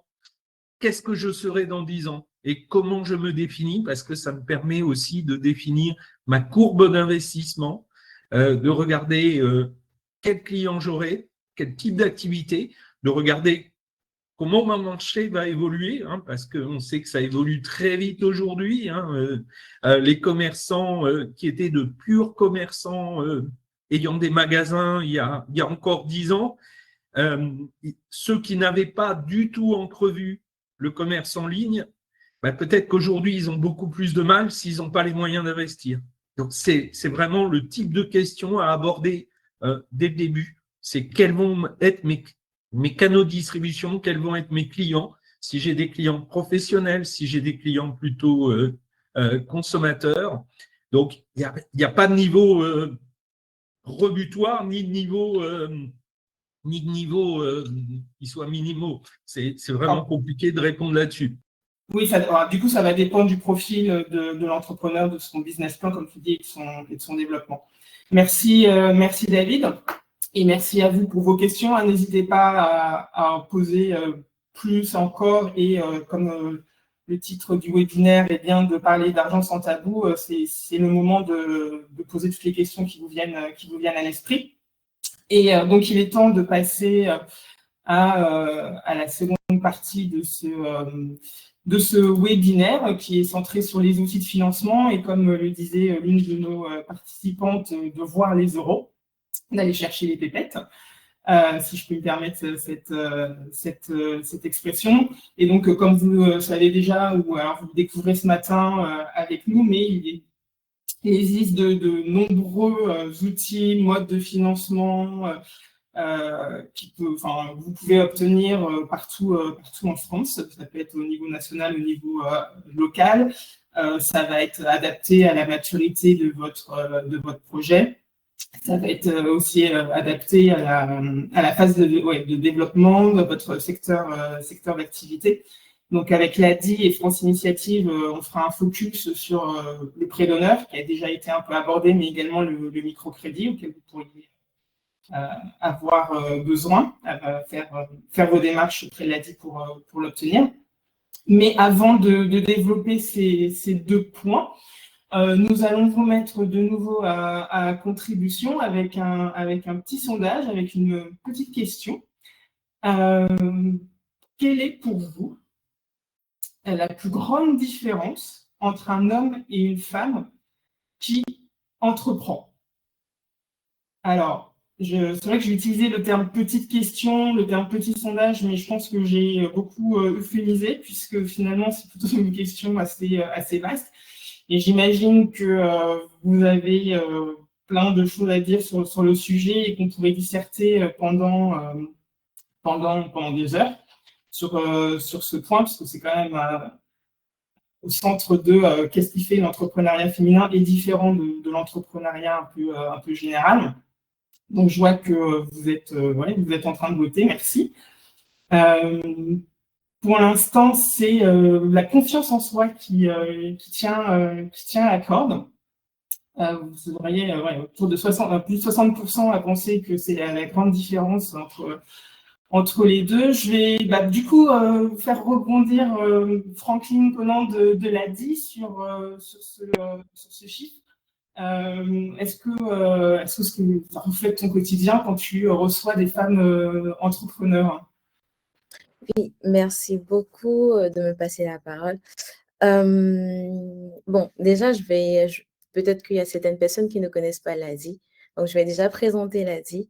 L'ADI, c'est une association, on fait du microcrédit. Et on a pour mission de donner accès au crédit à toutes les personnes qui n'ont pas, pour des raisons X ou Y, n'ont pas eu accès au crédit bancaire. Et voilà, on fait du financement et de l'accompagnement. Et vous avez de la chance parce qu'avant d'être chargée de projet au siège de l'ADI, j'ai été conseillère à Angers, conseillère microcrédit à Angers. Et pour répondre à cette question, j'ai aussi sondé mes collègues conseillers et conseillères en région pour savoir un peu si on a la même vision de la différence qu'on a ressentie entre les entrepreneurs et les entrepreneurs RE. Et il en est ressorti trois différences. Déjà, en rendez-vous, la demande de financement. Déjà, les femmes, c'est pas pour faire une généralité, mais la plupart du temps, les projets sont beaucoup plus préparés par les entrepreneurs ou futurs entrepreneurs parce qu'elles sont plus demandeurs d'accompagnement avant le rendez-vous de demande de financement. Deuxième différence qu'on a remarqué, c'est qu'elles ont tendance à sous-estimer leurs besoins de financement pour plusieurs raisons, pour la peur de l'endettement, pour ne pas que leur demande de financement puisse venir impacter leur budget familial pour plusieurs raisons. Et troisième différence qui m'a été remontée et que j'ai aussi vu lorsque j'étais conseillère, c'était le besoin d'être en réseau de femmes pour se soutenir mutuellement. Donc, voilà. Et du coup, c'est les trois différences qu'on remarque généralement en rendez-vous de demande de financement. Et aussi, il faut noter que elle a dit en 2021, nous avons fait une étude sur les freins qui empêchent les femmes d'entreprendre. Et il y a 5 freins qui sont ressortis de l'étude. Le premier frein qui est ressorti, c'est l'accès au financement. On s'est posé la question, nous qui finançons, comment l'accès au financement peut être un frein au financement des femmes, parce que, comme j'ai dit tout à l'heure, la peur de l'endettement, sous-estimer son besoin de financement pour pas demander beaucoup, pour pas se voir refuser un financement. Le deuxième frein, c'est l'articulation des temps de vie.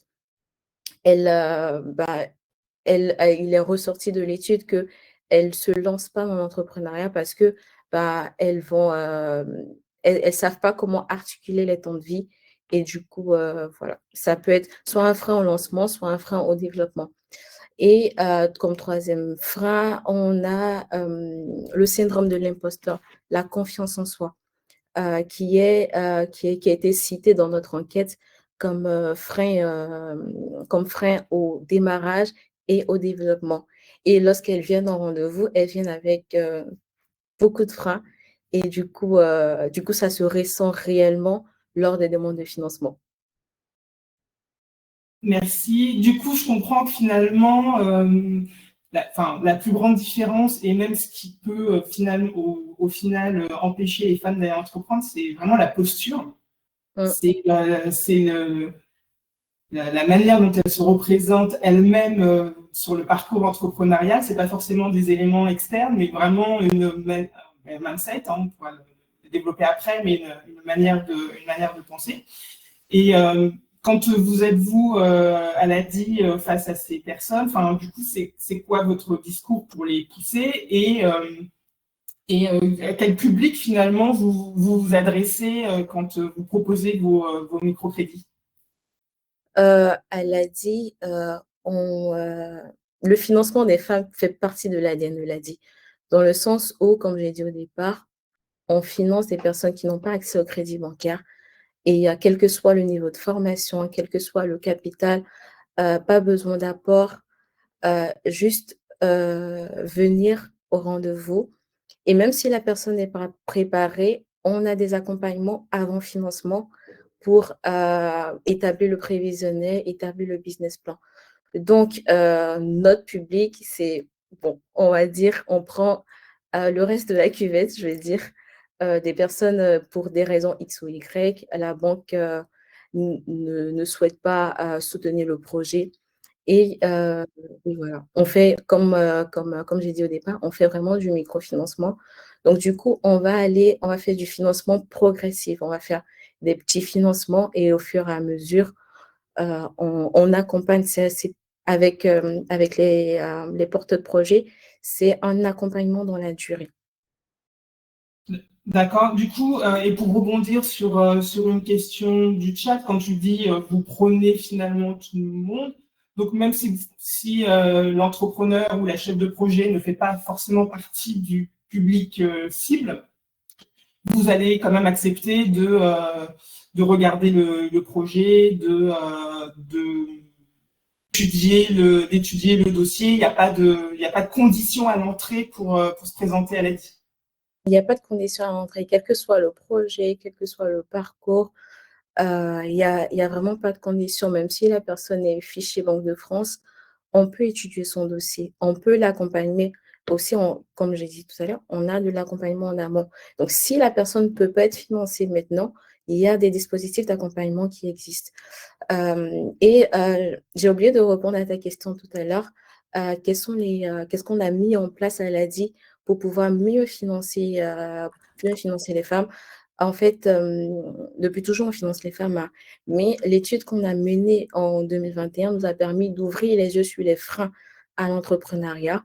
Et du coup, de par cette étude, on a formé nos équipes à mieux accueillir les entrepreneurs et futurs entrepreneurs à travers des formations sur l'entrepreneuriat des femmes.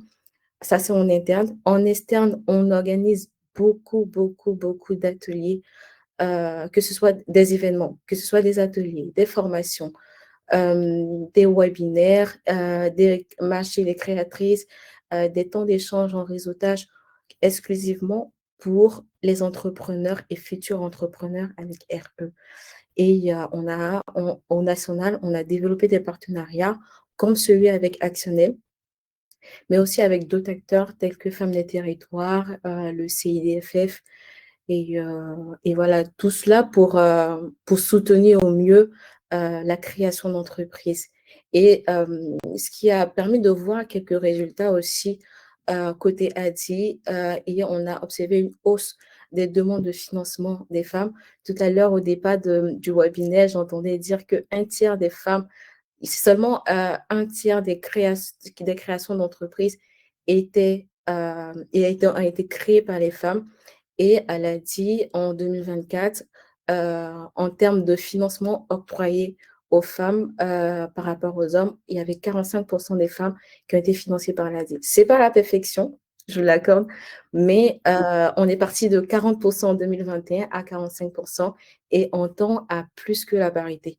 Et, je suis désolée, on va devoir un petit peu accélérer. Donc, je vais redonner la main à Émilie, s'il te plaît. Merci encore, Franckline. Et je t'invite à répondre aux questions sur le chat aussi directement. Je pense qu'il y a pas mal de questions qui te concernent. Merci Assia. Donc, du coup, je me tourne vers Johanna, qui est chef d'entreprise, qui a monté son activité dans la cosmétique. Donc, Johanna, je te laisse nous présenter en 2-3 mots ce que tu fais, ton parcours. Oui, alors j'ai lancé l'année dernière une marque de cosmétiques de soins pour le visage qui s'appelle Ileria et qui a la particularité d'offrir des soins qui sont 100% naturels et bio et conditionnés dans un format rechargeable. C'est une petite capsule de 50 ml qui vient se mettre dans un pot en verre que j'ai dessiné et que je fais faire par des artisans du patrimoine vivant dans les derniers ateliers verriers français qui travaillent en semi-artisanal. Donc, c'est un projet qui combine vraiment une passion pour la skincare et le soin de la peau et une passion pour le design et les métiers d'art. Et j'avais vraiment cette volonté en créant le projet d'allier les deux, l'éco-responsabilité et le soutien à des professions qui sont en train de se perdre, des savoir-faire qui sont en train de se raréfier. Et donc, j'ai adapté un petit peu la stratégie de financement à cette double ambition. parce que je savais que ça allait supposer des temps de R&D et de développement produit assez longs. Et j'étais un peu craintive sur le fait que quand j'ai commencé à chercher mes financements, c'était en 2022. On entendait beaucoup des financements sur la tech et je ne savais pas trop s'il y avait des choses aussi pour tout ce qui est industrie créative. Et j'ai appris énormément sur le financement avec BPI France, notamment, quand ils m'ont accompagnée sur ce volet-là. Justement, parlons de financement. Donc, tu as vécu la phase je pars à la recherche de mon financement. Et du coup, comment tu as vécu cette période? Quel retour d'expérience tu peux nous partager aujourd'hui? Ça a été un moment clé parce que ça m'a obligée à tout formaliser de ma vision, de mes ambitions, en effectivement les chiffrant. J'avais déjà sélectionné les gens avec qui je voulais travailler, j'avais fait des devis et j'avais vérifié que je pouvais obtenir une rentabilité de mon activité avant d'aller interroger les financeurs. Mais c'est vrai qu'après avoir fait cet exercice-là, on se retrouve avec une liste de choses à financer et on ne sait pas trop par où commencer. Et j'ai trouvé que ça très bien de me faire accompagner, d'être conseillée sur dans quel ordre procéder. Et le hasard, entre guillemets, a fait que j'ai d'abord échangé avec BPI France qui m'a très bien cadré sur ce qu'ils pouvaient faire pour la création d'entreprise. Et j'ai un peu suivi le calendrier qu'ils m'avaient conseillé, c'est-à-dire de créer formellement la société, d'obtenir un prêt d'honneur et en créant la société, d'apporter des capitaux propres, d'obtenir un prêt d'honneur, ensuite d'échanger avec les conseillers BPI pour voir comment, via la bourse French Touch, ils pouvaient subventionner la création de mes produits, et ensuite de compléter avec un emprunt bancaire traditionnel sur la société. Très, très exhaustif entre BPI, capitaux propres, donc personnel, banque. Tu as mixé tout plein de financements. Donc, c'est possible d'avoir plusieurs pistes en même temps.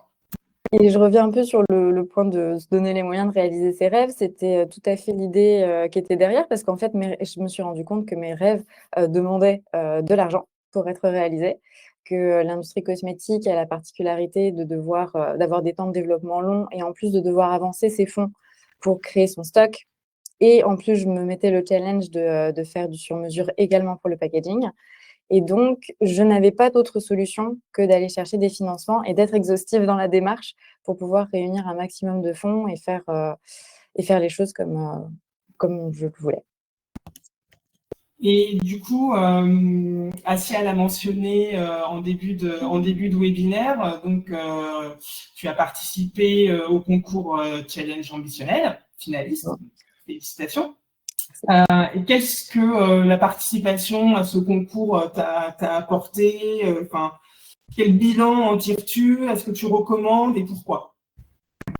Oui, alors ça a été effectivement de jolies rencontres déjà, parce qu'on était 5 finalistes et c'est toujours agréable de rencontrer des femmes créatrices d'entreprise, parce qu'on a tous ce mélange d'humilité et d'ambition, qui n'est pas du tout une équation impossible à combiner, et ça donne, ça redonne de l'enthousiasme, ça redonne confiance. En plus, on faisait des choses complètement différentes, donc ça apprend aussi à connaître d'autres parcours. L'encadrement d'Actionnel est toujours très bienveillant, très encourageant. Donc, j'ai pu avoir de nouveaux retours sur le produit, sur justement ma stratégie. C'est très soutenant parce que il faut savoir faire le tri dans les conseils, mais les conseils bienveillants de gens qui ont de l'expérience, c'est de l'or. Donc, il faut savoir les prendre. Donc, toute cette partie mise en réseau. Et puis, la partie visibilité aussi, de pouvoir communiquer autour du concours, de pouvoir être accompagné avec Actionnel pendant 6 mois, ce qui faisait partie du prix pour les finalistes.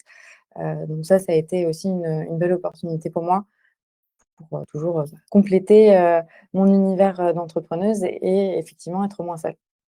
Merci. Et du coup, juste en un mot et pour la petite anecdote, combien de temps tu as passé pour préparer ton pitch, pour passer le concours et pour présenter ton activité? En nombre d'heures à peu près cumulées, tu as une idée? Je pense En cumulé avec le training, parce que Actionnel a mis en place aussi un coaching pour la prise de parole en public. Je pense bien 4 heures pour un pitch de 4 minutes. Bon, merci beaucoup pour ton témoignage, Johanna. Et puis, nous allons passer à France Initiative, qui est un gros réseau assez présent sur le territoire français. Donc, bonjour Farah, merci pour ta présence avec nous aujourd'hui. Est-ce que tu peux nous présenter rapidement qui est France Initiative et ce que vous faites pour les entrepreneurs?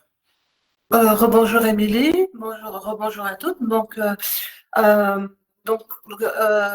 Initiative France, c'est l'un des principaux réseaux associatifs d'accompagnement et de financement des créateurs, développeurs et repreneurs d'entreprises. C'est un réseau qui est ancré localement dans tous les territoires nationale, puisque nous avons 206 associations locales implantées sur tout le territoire national. Et notre ADN, c'est vraiment le triptyque accompagnement en amont, financement sous forme de prêt d'honneur et accompagnement en aval, puisque nous avons des bénévoles experts qui ont été des dirigeants d'entreprise ou des experts qui sont spécialisés dans l'écosystème, qui sont dans l'écosystème entrepreneurial, qui sont là pour coacher, pour accompagner ou pour parrainer les entrepreneurs que nous avons accompagnés et financés à l'issue de leur financement. Donc, l'idée, c'est vraiment de ne pas les laisser seuls comme je disais, notre ADN, c'est l'accompagnement.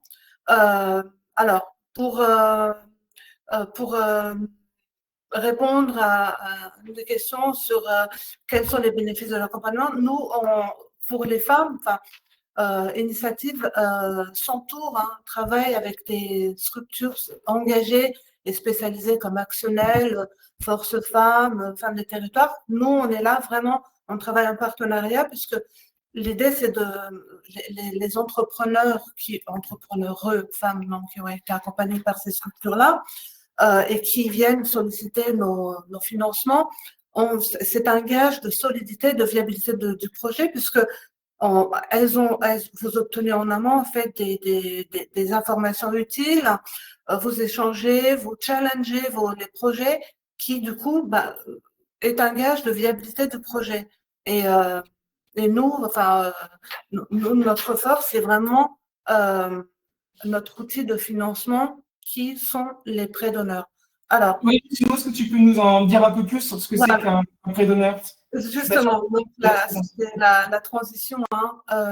Donc, les prêts d'honneur initiative, ce sont des prêts, donc des prêts personnels, donc des prêts à la personne, à taux zéro, sans garantie, et qui vont alors, selon le type de votre projet, si c'est un projet de création, si c'est un projet de développement ou si c'est un projet de reprise d'entreprise, nos prêts d'honneur vont de 3 000 à 75 000 euros.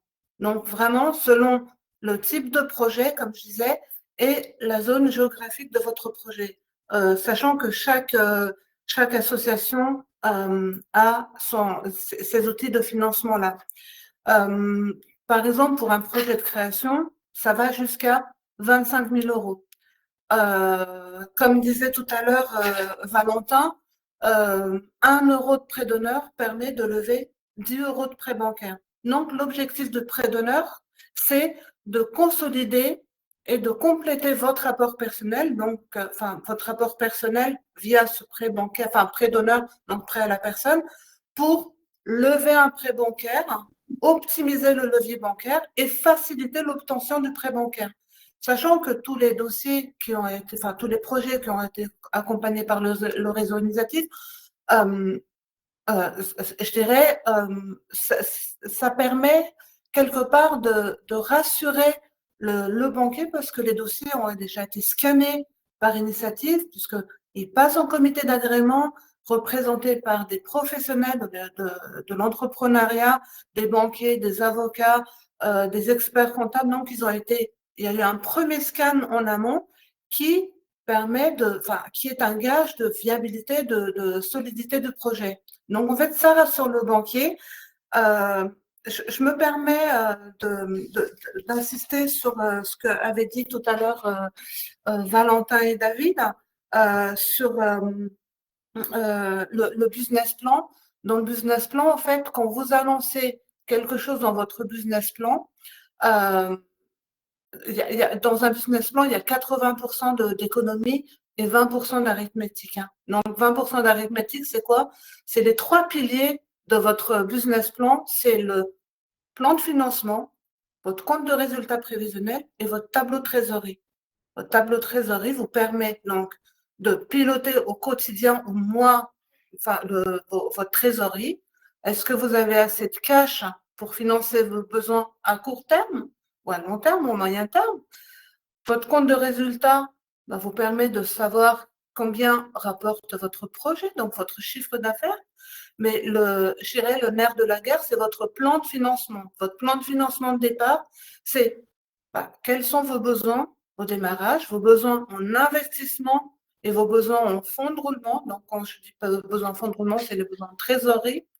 Est-ce que vous avez assez de ressources donc, pour financer tous ces besoins? Donc, en face, quelles sont vos ressources, vos capitaux propres?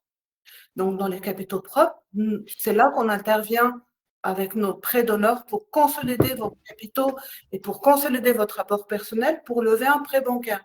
Donc, vos ressources stables doivent financer vos besoins et vos besoins à moyen terme et à long terme et à court terme.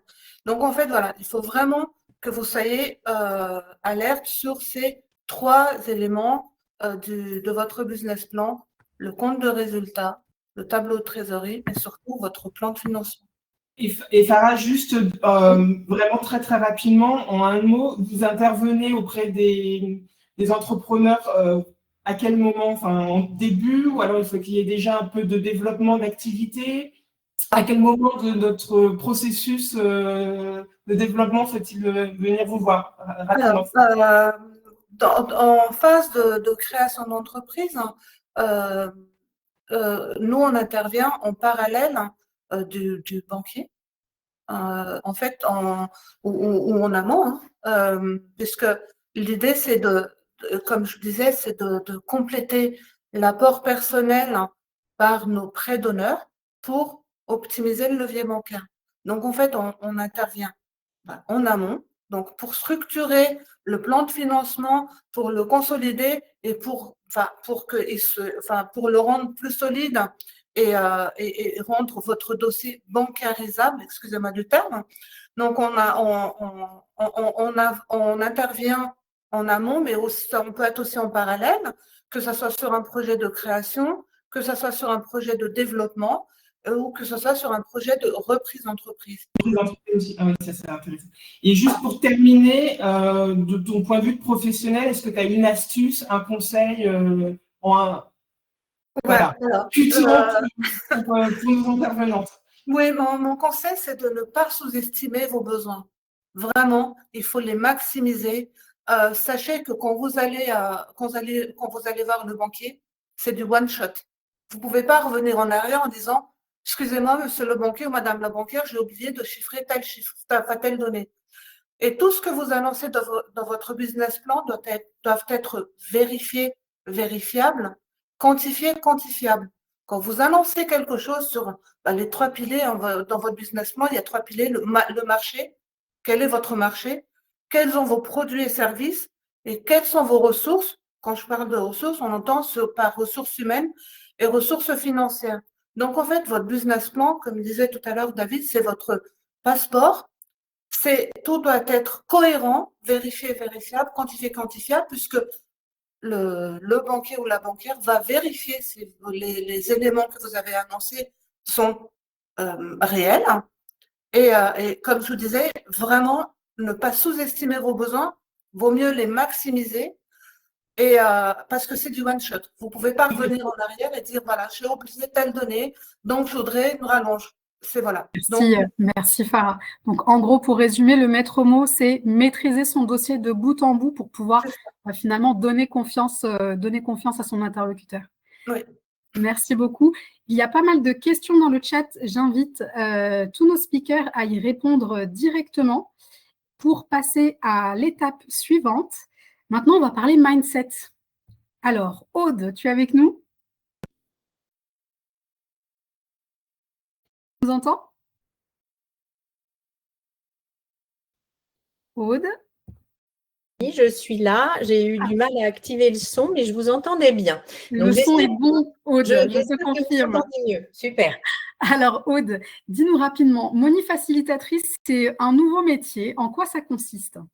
Alors, ça consiste en quoi? C'est une bonne question, Asia. Donc, moi, je vous disais, j'ai 20 ans d'expérience dans le domaine bancaire. J'ai accompagné des entreprises à se développer, à passer aussi des périodes de crise, hein, parce qu'en tant que banque, on est là dans les bons, mais aussi dans les mauvais moments. Et aujourd'hui, je suis monnaie facilitatrice, c'est-à-dire que j'accompagne les femmes entrepreneuses et audacieuses à transformer leur relation à l'argent pour booster et sécuriser leur business. Parce que comme on l'a vu tout à l'heure, il y a beaucoup de freins, il y a beaucoup de fausses croyances. L'argent chez la femme notamment est très émotionnel, beaucoup plus émotionnel que rationnel. Et tant qu'on n'en fait pas un outil rationnel, on se limite et on loupe malheureusement des opportunités.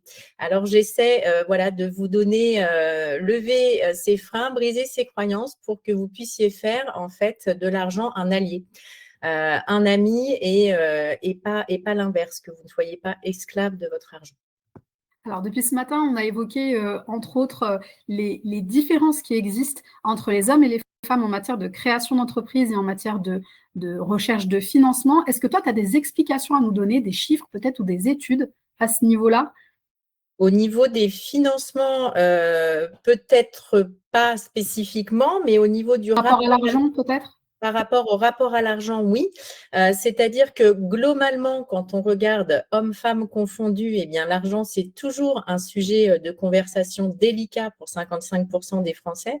Et puis surtout, la relation à l'argent, elle a un caractère qui est toujours hautement genré, parce qu'il y a un ressenti qui est clairement plus positif vis-à-vis de l'argent pour les hommes en général, mais ça, c'est quand même souvent. Et puis, plus négatif chez les femmes. Et d'ailleurs, c'est tout à fait logique finalement, c'est sociologique, psychologique et culturel, parce que si on réfléchit, ça fait que depuis 1965, ça fait que depuis 60 ans qu'une femme a l'autorisation d'ouvrir un compte bancaire seule, sans l'autorisation de son mari. Et finalement, ça date de nos grands-mères. Donc, ça fait seulement 60 ans qu'on manipule vraiment l'argent, qu'on en parle. Donc, on est forcément, en tant que femme, en tout cas, moins à l'aise avec les sujets d'argent, puisqu'on y a été tout naturellement, historiquement, moins exposé. Sociologiquement aussi, l'homme a été formé à gagner de l'argent. On met beaucoup sur ses épaules le fait d'être le père de famille, le chef de famille, donc on lui met une certaine pression et inconsciemment, même les mères qui gèrent beaucoup plus le budget d'ailleurs que les hommes, le budget familial, elles ont finalement une très bonne logique de l'argent, les femmes, parce qu'elles gèrent très souvent déjà le budget de la famille. Donc, quand elles deviennent entrepreneuses, elles savent déjà gérer un budget. Après, ça s'appelle bilan, mais c'est la même chose. Et donc ça fait que même les mères ont inconsciemment tendance à privilégier dès l'argent de poche un peu plus d'argent aux garçons, même si elles donnent le même montant, les garçons vont déjà dès le plus jeune âge avoir tendance à demander plus. Et ça, c'est confirmé par le baromètre 2025 sur les femmes et l'argent qui a été réalisé par l'Institut Viva Voice pour Vives Media. Et ça montre aussi quelque chose que je trouve très intéressant sur le rapport à l'argent entre les hommes et les femmes et qui explique ensuite pourquoi sur les financements on est plus frileuse à demander, à oser investir. C'est tout simplement qu'il y a deux mots qu'il faut retenir dans cette étude, c'est que il y a deux mots qui caractérisent le rapport à l'argent, qui ressortent vraiment majoritairement, c'est le mot liberté et le mot angoisse.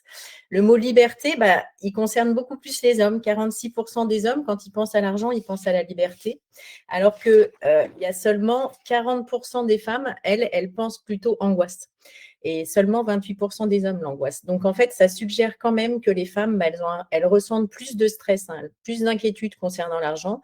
Les hommes le voient davantage comme un moyen d'émancipation une source de liberté, mais les femmes, vraiment, il y a cette approche et on la retrouve ensuite d'ailleurs dans le monde du travail, puisque au niveau des hommes, eh ben, ils ont beaucoup moins de scrupules à négocier, ils sont plus à l'aise en tout cas. Et donc, il y a 53% des hommes qui osent, par exemple, demander une augmentation de salaire, mais aussi de tarifs. Quand ils ont leur propre entreprise, ils vont avoir beaucoup moins de mal à oser augmenter leurs tarifs, alors que les femmes, elles vont seulement être un tiers à oser effectivement s'affirmer, demander. Donc, on voit vraiment qu'en tant que femme, on est toujours moins à l'aise. Et encore là, l'étude qui a été faite par Viva Voice du baromètre de l'argent et des femmes, elle sort de janvier 2025. Donc, elle est vraiment récente. Et les femmes sont toujours mal à l'aise pour négocier une promotion ou une augmentation de salaire, même à l'embauche. Et ça se retrouve ensuite quand on est entrepreneuse dans la posture, on a du mal à négocier les prix. On se sent moins compétente, moins légitime en tout cas sur les sujets d'argent. Mais la bonne nouvelle, Asia et toutes les participantes, c'est que ces schémas sont culturels, mais pas naturels. Donc, on peut bien sûr les déconstruire. Okay. Donc, du coup, si le facteur est culturel, est-ce que tu pourrais nous donner des exemples de pays, peut-être, dont on pourrait s'inspirer et de pratiques?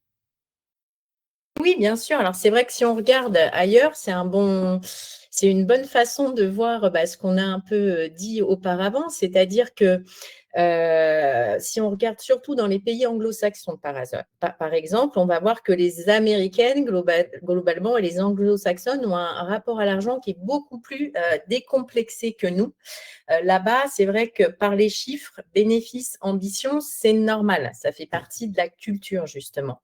Et pourquoi ? Pour y avoir vécu un certain nombre d'années dans les pays anglophones et notamment au Canada, à Toronto, moi, j'ai eu la chance d'avoir mes enfants dans le système éducatif et je peux vous dire qu'on n'apprend pas du tout la même chose, c'est-à-dire qu'on est beaucoup moins dans un système académique où on a une posture de spectateur, où on emmagasine plein d'informations. Là, on a peut-être effectivement une culture générale moins grande quand on est aux États-Unis qu'en France, ça c'est le revers de la médaille, mais par contre, on a une posture d'acteur qui nous oblige à prendre la parole, à prendre confiance en nous. À l'école, les professeurs disent « fais ce que tu peux, fais de ton mieux » et ils vont vraiment juger le curseur de la progression. Ce qui fait qu'au niveau mindset, au niveau de la posture, eh bien, on a plus confiance en soi, on ose plus être visible, on ose plus prendre la parole et les sujets d'argent sont aussi évoqués dès le plus jeune âge, parce qu'ils font partie de la société. On n'est pas non plus dans un état-providence, dans les pays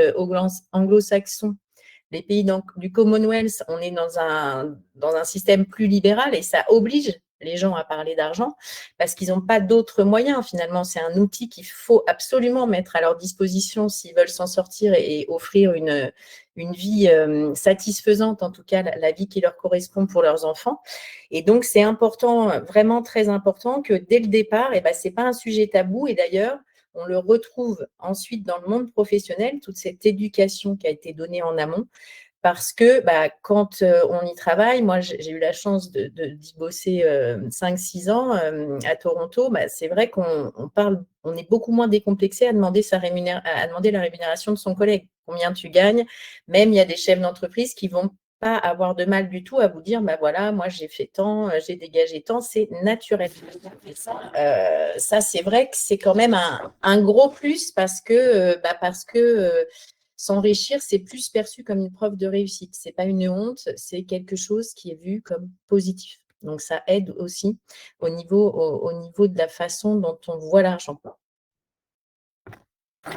Et après, on retrouve aussi, si j'ai encore un petit temps de parole, la bonne nouvelle dans le rapport dont je vous parlais tout à l'heure de Vive Média, qui est le plus récent sur le baromètre des femmes et de l'argent. La bonne nouvelle, c'est que les jeunes ont un rapport à l'argent, même en France, qui devient un peu différent, c'est-à-dire qu'ils assument vouloir gagner beaucoup. Donc ça, c'est quand même une super nouvelle. Les 25-35 ans, et notamment les jeunes filles de 25-35 ans, les jeunes femmes, elles sont plus à l'aise à parler d'argent. Donc ça, c'est quand même un point positif aussi que je voulais souligner. Mais toutefois, et ça, on le trouve toujours, et ça persiste de génération en génération, les hommes ont quand même, et même les jeunes hommes, tendance à privilégier le risque alors que les jeunes femmes, elles, vont privilégier la prudence. Et c'est ce qu'on voit dans la demande de financement. Quand Ladi disait tout à l'heure, bah oui, on ne comprend pas. On essaye de pousser les femmes, mais elles n'osent pas. Bah oui, elles n'osent pas parce qu'elles sont très prudentes. Elles ne veulent pas mettre en péril leur famille. Elles ont peut-être aussi un manque de confiance à cause effectivement du syndrome de l'imposteur. Et ça fait que ça bloque un peu. Et donc, les hommes vont investir. Le problème, c'est que les jeunes, c'est très bien que l'éducation financière se développe, mais les jeunes hommes vont prendre vraiment beaucoup de risques. Et même parfois, je parle avec certains où je leur dis attention, attention, ils vont tout investir en crypto. Le crypto, c'est le dernier étage de la pyramide pour une femme. Et finalement, en fait, on est sur deux modes opposés. Les femmes ont tendance à être prudentes, voire trop prudentes, et les hommes sont capables de prendre des risques, voire trop, même inconsidérés. Est-ce que tu pourrais nous donner un conseil pour justement changer la donne? Pour changer la donne, eh bien, pour changer la donne sur ça, c'est une astuce que tu souhaites, Assia? Oui, s'il te plaît. Oui, donc moi, l'astuce que j'aimerais vous donner pour essayer d'oser rêver grand, d'oser voir plus grand, c'est tout simplement un petit exercice que je fais moi souvent avec les femmes pour leur donner conscience de leurs valeurs, c'est d'oser faire évoluer leurs tarifs. Je vais vous encourager à rêver grand, à essayer de vous dire, voilà, j'ai un tarif aujourd'hui, j'ai une prestation, j'ai un tarif fixe que je donne habituellement à mes clients. Donc, il faut vraiment poser cet exercice simplement. Vous mettez votre prestation sur une ligne, vous faites 3 colonnes. Dans la première colonne, vous indiquez face à la prestation que vous proposez le tarif que vous fixez aujourd'hui. Et puis, au milieu, vous laissez une colonne vide. Et dans la dernière colonne, vous allez imaginer votre tarif idéal, celui que vous aimeriez facturer. Et puis, le petit défi que je vous donne, c'est que la prochaine fois que vous allez voir un client ou un prospect, eh bien, vous allez essayer de vous rapprocher le plus possible de votre tarif idéal. Ça va être un exercice qui va vous pousser à oser vous affirmer, à oser prendre de la valeur. Et c'est un exercice de visualisation qui est simple, mais qui est puissant parce qu'en regardant le tarif idéal, très souvent, on l'atteint beaucoup plus. Et si vous hésitez encore, j'ai envie de vous dire que pour vos clients, parfois, ils ont tellement besoin de vos services, parfois, ou tellement besoin de votre énergie, que cette petite différence de tarif que vous allez mettre finalement, cette petite augmentation, elle va être presque imperceptible pour eux. Mais pour vous, pour votre business, pour la confiance que vous accordez et la valeur que vous vous portez, ce sera déjà un grand pas. Donc, je vous encourage à le faire. Et puis, si ça fonctionne, surtout, n'hésitez pas à me partager vos petits succès sur LinkedIn. Parfait. Merci beaucoup, Aude. Alors, j'invite à nouveau nos experts et nos chefs d'entreprise à répondre à toutes les questions qui se trouvent dans le chat. Je vous ai tagué, notamment Franklin, il y a pas mal de questions qui te concernent sur les prêts qui ne sont pas couplés aux prêts bancaires.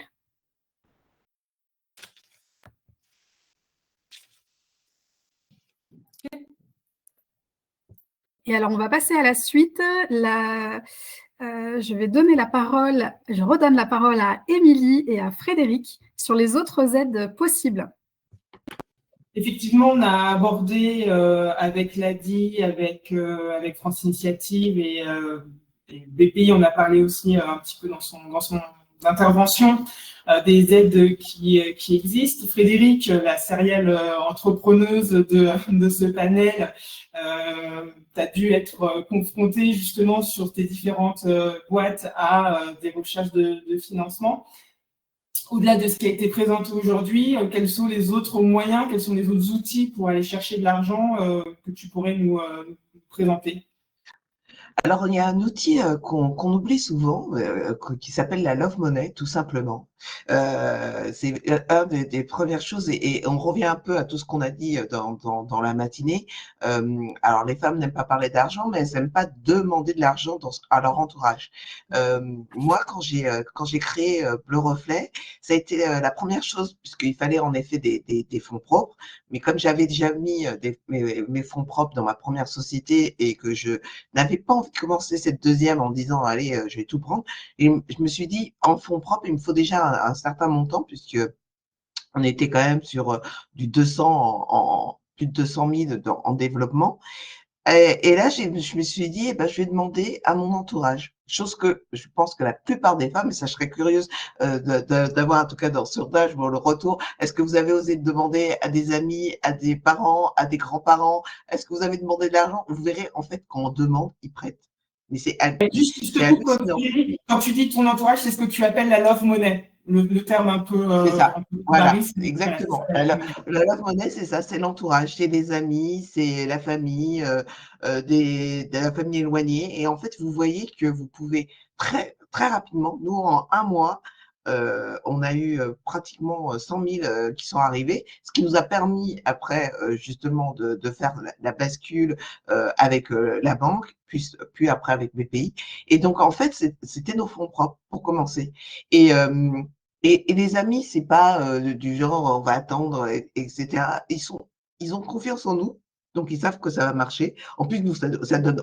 Si on a besoin de confiance, on a d'autant plus de confiance puisque les amis, la famille est intervenue. Et donc, ça booste, ça donne et ça vous permet d'avoir déjà des montants assez conséquents. Et même parfois, pour certaines, ne pas devoir demander peut-être des prêts et de pouvoir commencer. Donc, n'oubliez pas, ça, c'est vraiment un levier que souvent les femmes n'actionnent pas parce que aussi, dans ce. Je dirais le fait qu'on se dise mais non, je suis pas légitime pour faire ça, donc je vais pas aller demander. Allez-y. Je pense que c'est une des premières postures en tant qu'entrepreneur qu'il faut faire. Est-ce que tu as rencontré le crowdfunding, les financements participatifs dans ton parcours? Ou des gens oui, qui en ont parlé? Ouais. En effet, oui. Alors nous, ça convenait pas parce que je dirais que tout ce qui est crowdfunding, c'est plutôt quand on est sur du B2C, donc en fait du business sur des particuliers. Et comme nous, on est du B2B2C, donc on est plutôt entreprise avec entreprise, ça fonctionne moins bien le crowdfunding. Mais en revanche, bien sûr, ça aussi, il faut y aller. Il y a d'ailleurs Actionnel a justement on a certifié Ulule. On a fait cette certification pour accompagner justement en tout cas nos adhérentes, si elles le souhaitent faire du crowdfunding. Donc oui, en tout cas, si vous êtes sur du particulier, allez-y, c'est quelque chose qui fonctionne assez bien. Et pareil, est-ce que la subvention, et ça revêt un terme très, très général, mais est-ce que tu as déjà tapé aux portes par exemple, de mairies, de collectivités territoriales, nous, on a eu Alors, il y avait une subvention régionale. Il y a les subventions, en effet, européennes. Nous, on a eu 2 fois de subventions. Pour la première boîte, j'ai eu donc la bourse French Tech de BPI. Pour la deuxième, j'ai eu la bourse Émergence, donc qui est type tech de la BPI. Donc, quand on dit subvention, ça veut dire que vous n'avez pas à rembourser, en tout cas, le financement qui vous est donné. C'est vraiment des fonds qui vont vous permettre de pouvoir aller plus loin, de développer. Alors, bien sûr, c'est des conditions de monter des dossiers, mais en tout cas, la bourse French Tech est assez simple à l'avoir. Mais il faut aussi avoir cette idée de levier parce que souvent, les personnes se disent si je demande une bourse, mais ça va pas aller, je suis pas dans l'innovation, je suis pas dans ceci. Souvent, la bourse française, l'innovation ne veut pas dire tech, innovation veut dire souvent de la manière dont vous le faites. Et ça, il y a une nuance qui est assez importante. Vous n'êtes pas obligé de faire de la technologie pour demander la bourse française. Voilà.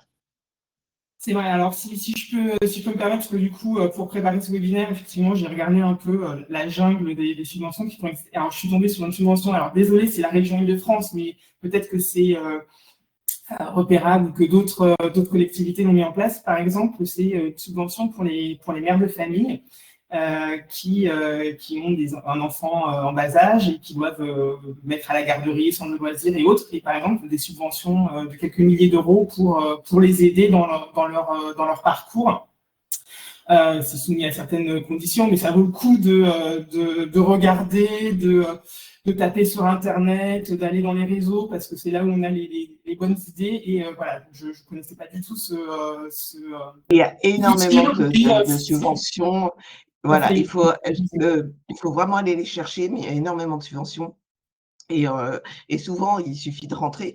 Et au-delà des subventions aussi, là où vous pouvez aller chercher du financement, c'est les concours. On parlait du concours Challenge ambitionnel. Il y a un financement quand on gagne le concours. Vous avez d'autres concours où vous pouvez gagner aussi des financements. Donc, n'hésitez pas aussi à concourir. Ça aussi, c'est souvent un frein que les femmes se mettent. Alors, vous allez dire, moi, j'ai aussi tout fait. J'ai gagné aussi le concours Challenge ambitionnel à mon époque quand je suis rentrée chez Actionnel. Donc, voilà. Donc, en même temps, il faut vous dire aussi que les concours sont là pour ça. En plus, ça vous donne une visibilité et en plus, ça vous permet aussi d'avoir soit des financements, soit des apports en publicité et autres. Donc, c'est aussi hyper important aussi postuler à des concours. Ouais, et du coup, pour rebondir sur une de tes remarques où tu disais il faut monter un dossier, si j'ai bien un conseil, c'est une fois que vous avez monté un dossier, vous pouvez en monter un deuxième, vous pouvez en monter un troisième, donc de pas hésiter. C'est la pratique, c'est l'expérience, et une fois que vous l'avez fait, vous êtes au taquet pour le faire plusieurs fois, et comme vous avez vu, vous pouvez taper à plusieurs portes. Donc, de ne pas hésiter justement à prendre cet investissement en temps pour le dupliquer et maximiser vos chances d'obtenir des financements. Et dernier petit point aussi, de ne pas hésiter à aller voir, parce que des fois, c'est des aides un peu indirectes ou en nature, vous pourriez avoir auprès d'incubateurs ou autres, pour avoir accès à des locaux ou justement à de l'accompagnement. Donc, ce n'est pas forcément de l'argent qui vous est versé directement, mais ça peut être une aide, un support qui n'est pas forcément valorisé en euros sonnants et trébuchants, mais qui finalement est plus important que ce qu'on peut l'imaginer au départ. Est-ce que tu veux… non, c'est bon, Frédéric? On a tout dit. Moi, je dirais vraiment la chose, en tout cas, pour vous aider, c'est vous faire accompagner, et deux, je dirais le deuxième type, vous faire un moment coaché. On a tous un moment, un plafond de verre. J'en ai eu des tonnes avant d'arriver où j'en suis aujourd'hui. Mais si à un moment vous sentez que vous êtes coincé, ne restez pas seul, soyez dans un réseau et faites-vous accompagner par un coach. Ça vraiment, pour moi, en tout cas pour moi, ça a vraiment été le déclic. Et maintenant, j'ai pas du tout peur de parler d'argent et j'ai vraiment envie d'aller très très loin et de voir très très grand. Donc, je vous souhaite que ça. Voilà. Merci Frédéric. J'aime bien cette conclusion parce que finalement, elle nous montre que peu importe le stade où on en est et l'état d'esprit dans lequel on est aujourd'hui, on peut travailler dessus en étant bien accompagné et en s'adressant aux bons experts. On peut venir dégommer un petit peu ce qui vient nous empêcher d'avancer.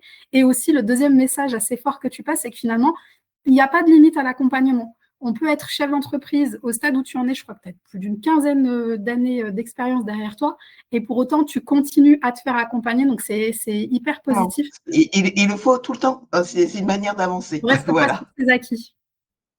Exactement. Merci Frédéric. Alors, je vous ai promis un bonus exclusif qui est vraiment réservé aux participantes de ce webinaire. Je vous en dis plus dans quelques minutes. En attendant, j'espère que vous repartez avec des clés et surtout avec l'envie et l'ambition de voir plus grand, mesdames. J'aimerais savoir justement avec quoi vous repartez aujourd'hui. Merci de répondre au sondage qui s'active sur le chat. Qu'est-ce que ça vous a apporté aujourd'hui ? Avec quoi vous repartez? Est-ce que vous avez… On a répondu à vos questions. Est-ce que vous avez justement envie de travailler votre projet et lui donner une autre dimension? Ça nous intéresse. Vous allez recevoir à la fin de ce webinaire, comme promis, vous allez recevoir par mail toutes les informations relatives à cette matinée. Il va y avoir un replay qui sera disponible sur YouTube. Vous allez recevoir tous les contacts de nos experts et bien entendu les outils qu'ils ont à vous partager et toutes les prochaines dates clés. En parlant de dates clés, j'en ai une à vous partager. Pour vous accompagner pas à pas dans le montage de votre projet, sachez qu'Actionnel peut vous accompagner. On lance la prochaine édition du parcours Créa, qui est un parcours qui accompagne les porteuses de projets de l'idée jusqu'à la demande de financement et jusqu'à l'immatriculation. La prochaine session sera lancée dans une dizaine de jours, donc le 24 mars, et il nous reste encore 3 places disponibles. Donc, si vous êtes intéressé, faites-le nous savoir rapidement pour être recontacté. Et enfin, comme promis, je vais vous parler du petit cadeau exclusif qu'Actionnel met à votre disposition aujourd'hui. En fait, pour celles qui souhaitent dégommer leurs croyances limitantes et donner de l'ambition à leur projet et qui ne savent pas par où commencer, Actionnel a conçu un challenge. Il s'agit du challenge Mindset et Argent, 10 jours pour passer à l'action. Alors, ce challenge, qu'est-ce que c'est? C'est un challenge déjà qui va être réservé uniquement aux 30 premières inscrites. Et en fait, vous allez recevoir chaque jour une lecture inspirante, un article sur un thème, sur le thème du jour, qui va vous permettre déjà de réfléchir et de vous mettre en action. Le deuxième point, vous allez recevoir un challenge à relever, une action concrète à mettre en place chaque jour, une action appréhendable. Et enfin, on va ouvrir une communauté sur WhatsApp pour vous permettre justement de partager entre vous vos réussites et pour vous booster mutuellement pendant ces 10 jours. Donc, à la fin de ce webinaire, je le rappelle, consultez bien votre boîte mail parce que vous allez recevoir le lien d'inscription car, je le rappelle, ce challenge est réservé uniquement aux 30 premières inscrites. Et le challenge démarrera lundi.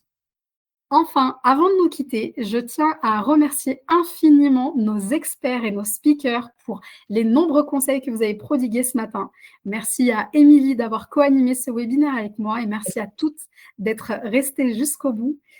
Et bien sûr, le message clé, je pense que vous l'aurez compris, soyez accompagnés. Soyez accompagnés et soyez bien entourés. Je l'ai vu dans le chat et j'y ai répondu il y a quelques minutes à peine. L'entourage est très important. C'est une clé, en fait, c'est une véritable clé de succès qui a fait ses preuves. Donc, n'hésitez pas à prendre contact avec les partenaires que vous avez rencontrés aujourd'hui.